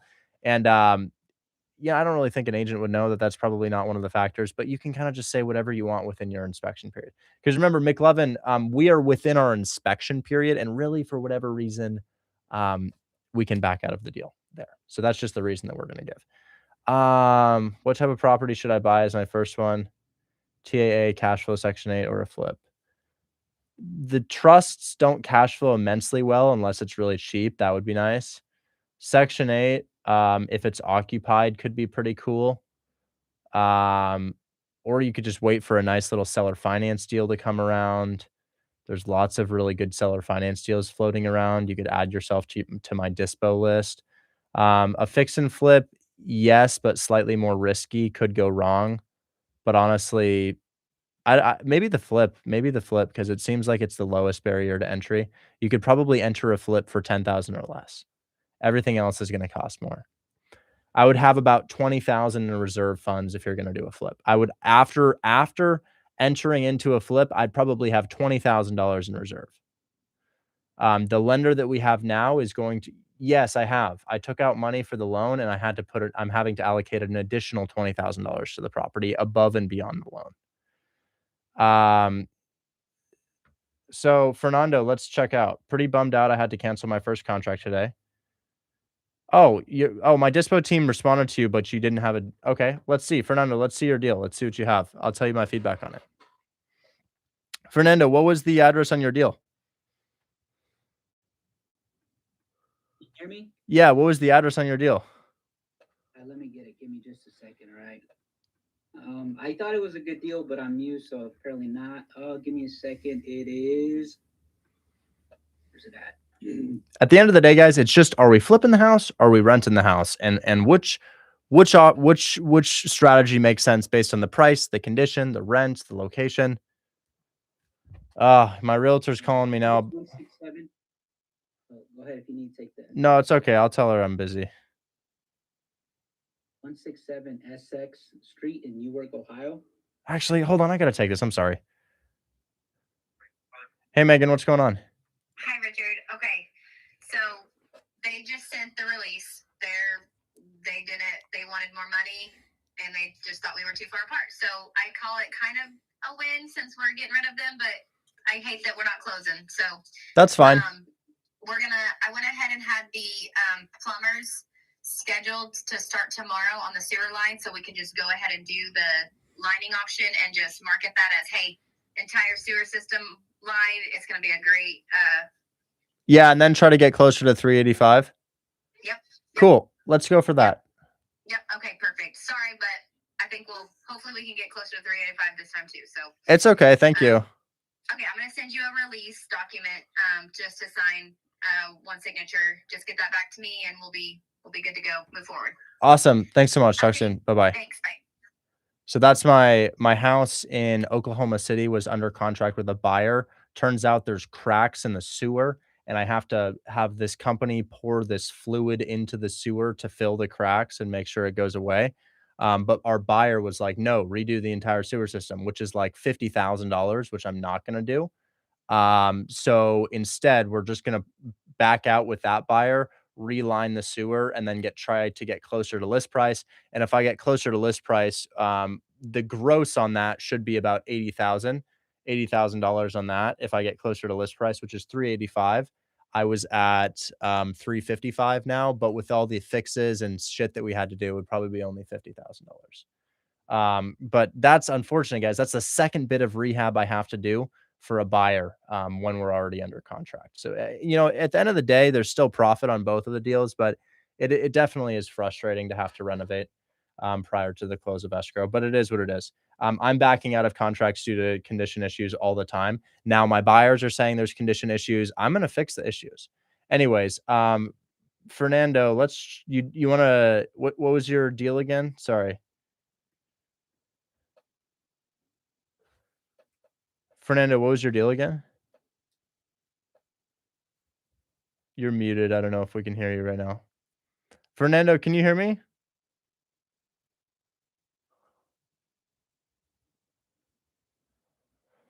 Is it in the chat? You can also DM it to me, Fernando. I think I just unmuted. I think my computer's acting up. You hear me? Yeah. Do you want to say the address one more time? I'm sorry. Oh, there it is. Okay. It's 167 Essex Street. Yeah. All right. My first thought is, where is Newark, Ohio? Remember, real estate is driven by people, and if people don't live there, it's hard to do deals. So let's find out where this is. I haven't heard of it before. Okay. Yeah, man. I mean, that's gonna be the reason. Yeah, I figured after. I mean, it's not anything your team didn't do. It's I'm learning, and I was like, hey, this looked like a decent deal. I got accepted, so I'm like, I'm gonna go for it. But yeah, I think so. So if it's a cash deal, it needs to be in a major US city. If it's a creative finance deal, it doesn't need to be in a major US city. So people do live in Newark, Ohio. People do live out here. But it would need to be a seller finance deal because it's not going to be as desirable if it's going to be all the way out here. So seller finance kind of overrides location issues unless it's like really, really deep, like somewhere over here. But if you got a small town, like maybe 50,000 people, that's okay. Just note that the buyers are thinking, do I deploy my money into an area that's declining, or do I deploy my money into an area that's huge and growing and lots of tenant possibilities because of how many people live there? And the answer is always going to be, well, I want to put my money into areas like this, unless there's an exception where it's a seller finance deal, and there's a lot of reason to buy seller finance. And then let's look at the actual deal itself, numbers wise too. So yeah, and I'm still trying to learn. So I got it for 140. So I was like, hey, maybe there's something there. Because I just figured maybe someone might be interested in it, but it is vacant. So I'm like, that's probably a negative because someone has to get tenants in there. Well, that's okay. Vacant is generally okay. It's just that it's a location issue mainly for a cash deal. If we're gonna do a cash deal, honestly, I love to be in some of the cities we talked about yesterday. We talked about Cleveland, Birmingham, Detroit, and I mean, those Memphis, Cleveland, Birmingham, Detroit, Memphis are going to be some really good areas to do cash deals. But this is a great creative finance market. I'd love to do creative finance on something like this. I initially tried doing any type of seller financing, but the sellers are out of California, and the girl was just not budging. The agent, she just said, hey, they want, a cash deal. They just want to sell outright. They don't want any any seller financing. And obviously I tried pitching them, letting them know, hey, this has been on the market for a long time. Clearly no one's buying it. If I could even do anything, I would have to be at 135. And then she just ghosted me for some time. And then she just randomly hit me up one day and was like, hey, 155 and it's yours. And I told her maybe 140. And next thing you know, she's like, okay, we'll do 140.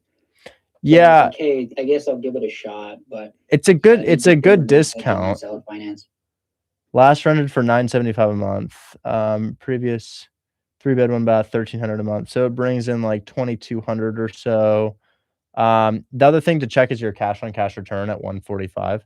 But the biggest part is if it's cash, stick to major cities. If it's and I know it's tempting to say yes when they take a discount, but if it's cash, stick to major cities. And if it's seller finance, less strict, just because the type of deal is very desirable. Got it. Yeah. That's what I'd say about something like this. Okay. Anyways, I got to move on. Okay. All right. Yeah, no worries. Thank you. Talk soon. Bye-bye. We've been trying to talk to Robert for a while. Let's see if Robert's mic is working. Hold on. Robert, is your mic working okay? Yeah, I can. How you doing? Good.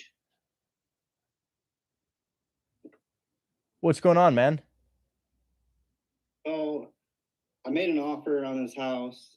They wanted 90,000 for it. I offered him 50. Whoa. They ended up I sent him in your DMs. That's a nice discount. Yeah, I think it'll probably be a fix and flip given this condition. So he was like, we kind of offered 58, or I offered 58, but they have a property next door to it that wanted to be included. And I was like, can we not do that? Can we do it for 55? Maybe. And he was like, the seller wants to take it off the market if you want to do that. And I didn't understand. What's the property next door? It's just a vacant lot. Oh, I don't think we want the lot, but we do want the house. Because nobody's going to do anything with the lot. It's just you got to build on it, and the cost of building exceeds the ARV. Right, that's what I told him too. So I just don't understand what the off market deal had to do with anything. And well, I think they're probably just saying, hey, I'm going to take it off the market because I don't like the offers that I've been getting. So my thought, he was like, we'll do 58, or we can take it off the market and do 55. Because he was like, do you need representation? And I was like, yeah, sure. Oh. I was like, but since you're doing dual representation, can we bring it down to 55? Because then you would be at the seller's asking price would be like the same. Yeah. I don't know why they'd want to do this off market. I'm not really sure why they'd want to do that off market. I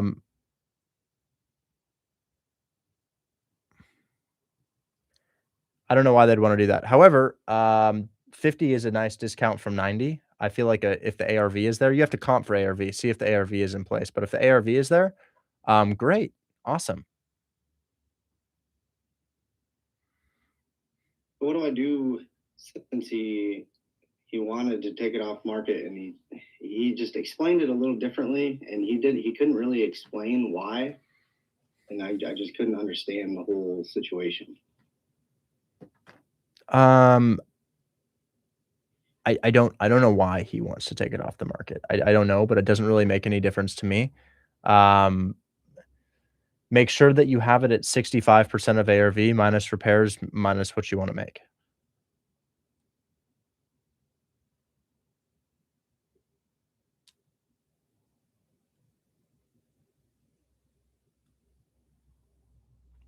Okay. Like I said, I'm new to all. I don't really understand a lot of it. Okay, I guess I'll try to explain. Your house is in bad condition, so it needs a renovation. You've got a nice discount on the property, but they're trying to add a piece of land that we're not really interested in, and I think you know why we don't want it. You told them that already. As far as him saying, hey, I can take it off the market, it doesn't really matter to me whether it's on market or off market. It's kind of nice to be on market because then we can see that there's a discount on it.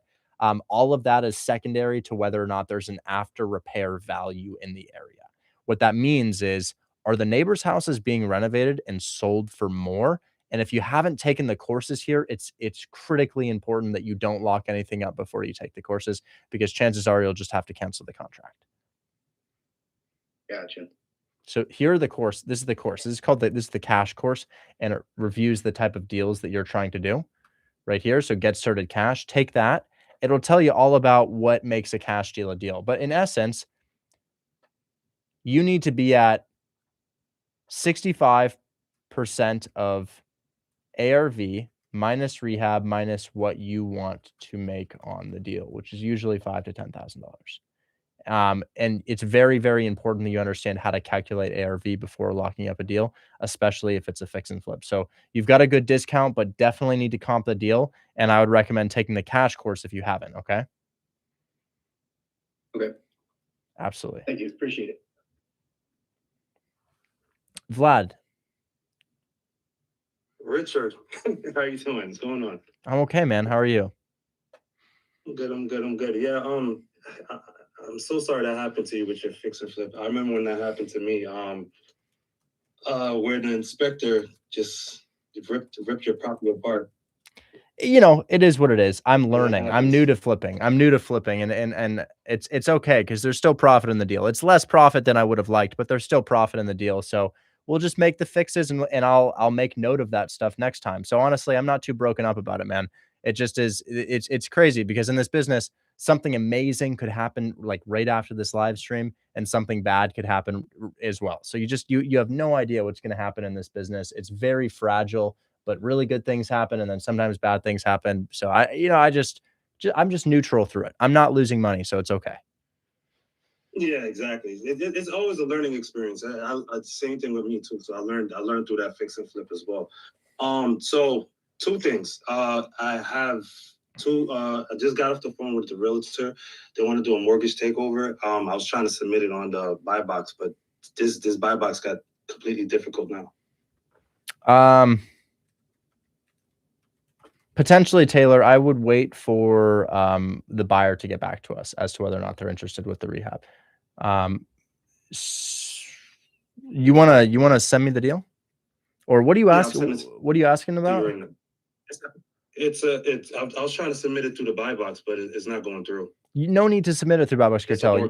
You have a submit deal portal right here. If there's ever a glitch with Buy Box Cartel, you can also just type #submit like this. And then you can do submit creative deal right here. Make sure it's under contract. So you're going to make sure it's under contract. And if you're having an issue, you can always submit it right here or right here. And yeah, you don't need to submit it through Buy Box. Yeah, because I remember last time when I submitted a deal, I think somebody, when I submitted the deal, they just did everything. I didn't even do the contract or anything. Well, you can submit it through Buy Box Cartel, but if there's a glitch, you can type #submit and you can submit it there as well. Okay, cool. Yeah, once they just said they just agreed to the mortgage takeover, 7K down. They got a mortgage for 140,000 left to pick up, and the interest rate is like 3%. That's and rent in the area is going for $1,800. What's your PITI again? PITI should be like $250. How is that possible? $250? Yeah, I'm looking at it right now. Let me see. It is PITI is it's an off-market deal. It's in Alabama. Cruz, I'm connecting you with the lender separately. Just a second. Hey guys, apparently this form for Sammy, when the seller financing guy who hops on the phone with the lender and talks to them about not cash flowing properties, is not working. I don't know if we can work on that on our end to make that work. Okay. I'm sorry, man. I'm sorry for the interruption. Yeah, PITI is 138. Sorry about that. It's 138. It can't be, man. PITI stands for principal, interest, taxes, and insurance. Even with a 0% interest rate, even with no taxes and no insurance, it would be higher than that. So you can't have a. So what's your purchase price of your house? PITI is your mortgage payment. Mortgage payments are. 165. It's not possible to have a $138 mortgage payment on a 165K house. So PITI means the all-in mortgage payment. If it's 165, your mortgage payment's probably about $1,100, maybe even. Oh, okay. Sorry about that. So the mortgage payment is 674, and property, the home insurance and the property taxes is 138. Okay, so what's that all of that added together? What is that going to be? Okay, 664 plus 138, 688. 688. Okay, well, if I mean that would be an insane deal. 7K down, 3% interest, rent is 1,700, and you're paying 688. That would be at least a $10,000 deal. Sorry about that. 812. Sorry, calculators. It's great. You've got a $900 812. spread between your rent and what the house has a mortgage for. So that would be an amazing deal. 7K down, 3% interest. You have $800 in payments, and you can rent for 17. You would make 10,000 on that deal. And you can. Okay, the only problem that the seller has. So it's a FHA. So they said that. So I just spoke to a mortgage. Somebody that worked at a mortgage company. He said that they can sign a liability waiver. Is that true? Somebody at the To mortgage get company their said, names off the deed. I don't know what they're talking about. The way that we do it is with a trust acquisition agreement. We're essentially putting the house into a trust and then buying the trust off of the seller. So their name will be off of the deed. Essentially the house is going to be in the trust and we're going to own the trust that contains the property. Okay, because that was the only problem that they had. They said, hey, they want their name to be under the deed. So I guess I spoke to the mortgage guy. He said that they could sign a liability waiver. Yes, so their name will be off the deed. That's totally fine. We could even do a subject to deal where they're not even on the trust. So their name will be off the deed. They will no longer be the owner of the property. Their name stays on the mortgage in one of these arrangements. Mortgage and deed are different, but yes, their name will be off the deed. That's okay. Okay, perfect. So all right, so that makes sense. Yeah. And then I have an off market deal. That's about to be done. I looked at the calculator. It basically says that there's an off market deal. Purchase price is $370.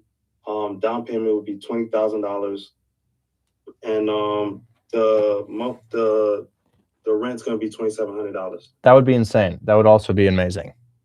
As long as these things aren't wrecked or rural. Yeah, they're not rural at all. Great. I looked at if there was any shootings. There was no shootings at all either.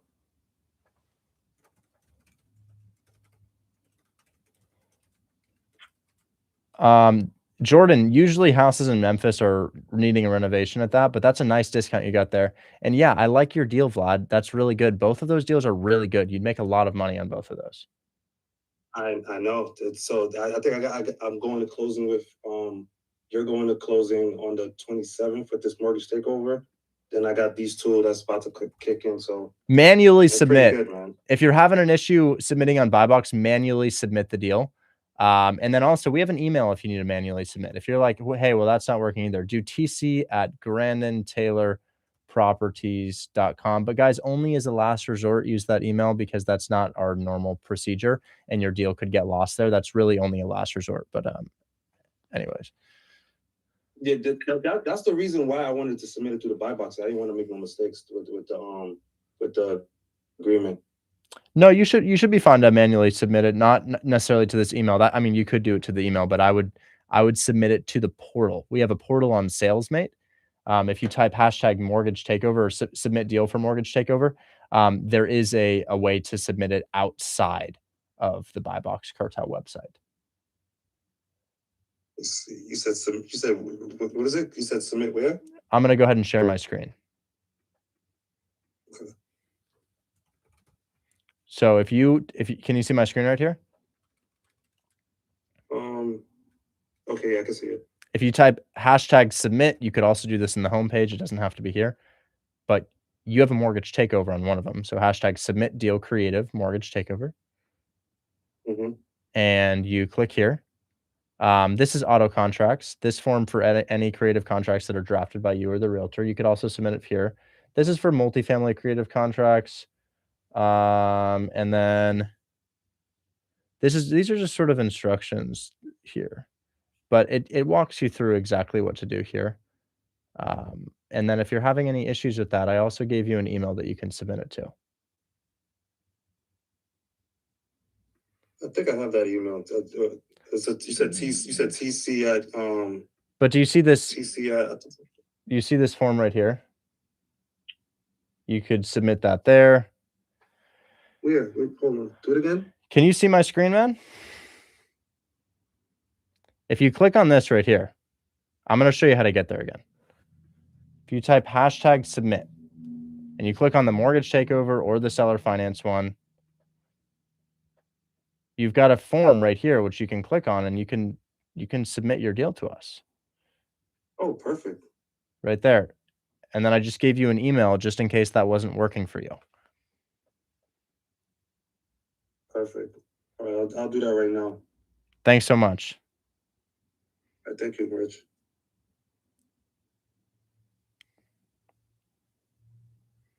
I'm actually going to make this a little bit easier to use.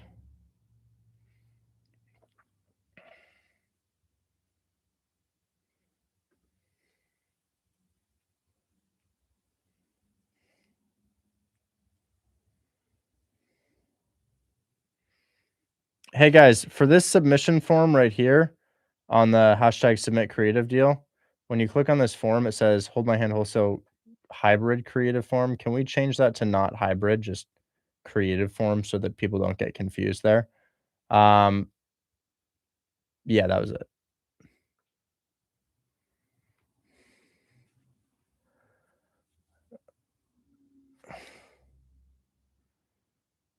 Sammy, if you just wrote something, man, you could be cut in on the deal.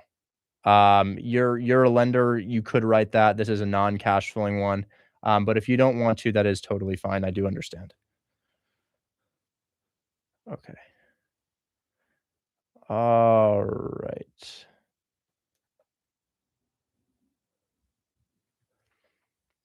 Brian, what's going on, man? Great, civil investor. Hello, Brian. Can you hear me? No, I got. You're fine. Yusuf, I'll let you know. I have nothing either. All right, then we're gonna do our giveaway. I am ready to head out. I'm tired. Okay, let's do a giveaway really quickly. What are we giving away on Friday today? Cactus, AirPods, Apple Watch, money, Lightning Leads credits. What are we giving away today? We're giving away. Oh, come on. I don't like that one. That one shouldn't be there. That one, it was the seal pillow. It's pretty bad. Portable mic. I like that option. It's for filming content. Guys, I heavily suggest you film content. I use a microphone when I film content. It helps your engagement if you have really nice audio. So we'll give away a microphone right now, just in case you guys ever want to start doing content. Guys, I try to go live for 2.5 to 3 hours a day. Most of the time I'm going live, people show me deals where I'm like, I spent 2 hours yesterday talking about why something like this wouldn't be a deal, but you got it? Oh, great. Okay, well, I'll tell you again. So, you know the cash on cash? Yeah. Oh, you watched me do it for 2 hours yesterday? Okay, well, there's a ton of shootings here, and the cash on cash is like 5%, so that's not really a deal. And they're like, well, what can I do to make it a deal? And I'm like, man, that's hard. That's not really a deal. So I get tired after like 2.5 hours of that. I try to be super patient. But I'm a head out, guys. I'm gonna head out. And if you're like, well, I need more help, there are lots of people in this live stream right now who could answer your questions. I promise there's somebody in the chat right now who could help you out. So we're gonna do a quick giveaway here, and let's see. So we're looking at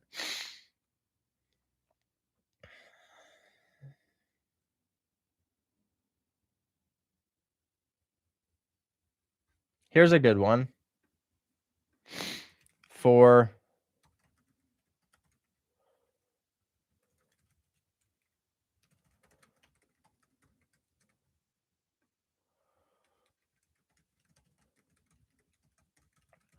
all right, here's a really easy question.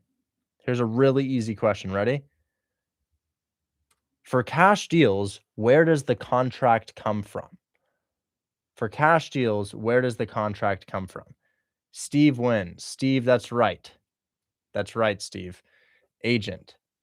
And what did we land on? We land on the portable microphone. So we'll Amazon you a portable microphone if you send us an address and phone number to send it to. All right. Just in case you ever want to film yourself making calls. Awesome. I'll send the address and phone number to your DMs. Great. Thank you so much.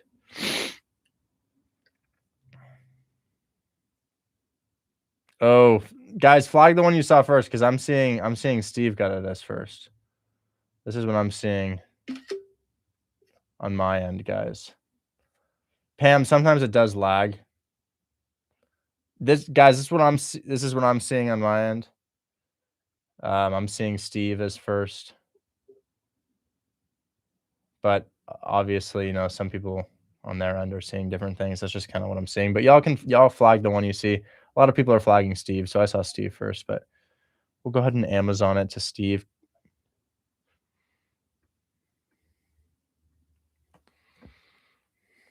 Just sent it over to your DMs. Thank you, sir.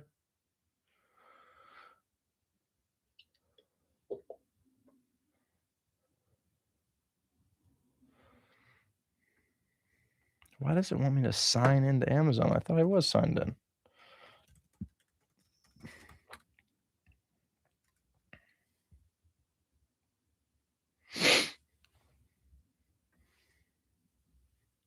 Please work. Change and then add delivery address, and then we'll get that from you, and then we'll ship that to you and send you a confirmation of the order.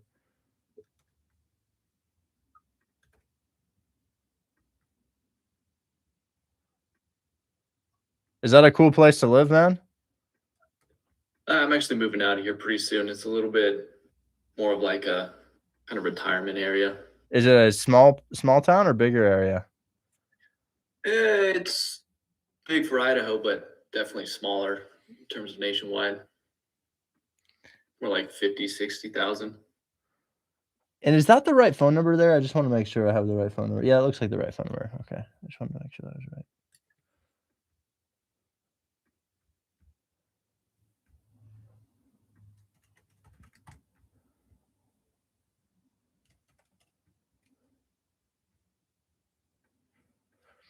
And we are going to confirm that, and let's go place order. So that will be delivered by February 22nd. So Sunday. Awesome. There's your order confirmation. Let me know if you have any issues with that. That should be all good though. All right, sounds good. Thanks. Yeah, talk soon, man. Thanks so much for your time. Guys, I'm going to head out. We may be giving away a Lamborghini soon. I know that's a pretty crazy update, but we may be giving a Lamborghini away soon. There will be a giveaway, kind of like the YouTube giveaway, the rental giveaway. Check my story for details. Check my Instagram story for details. Anyways, guys, I'll catch you on the next one. Thanks for hanging out with me. Bye-bye.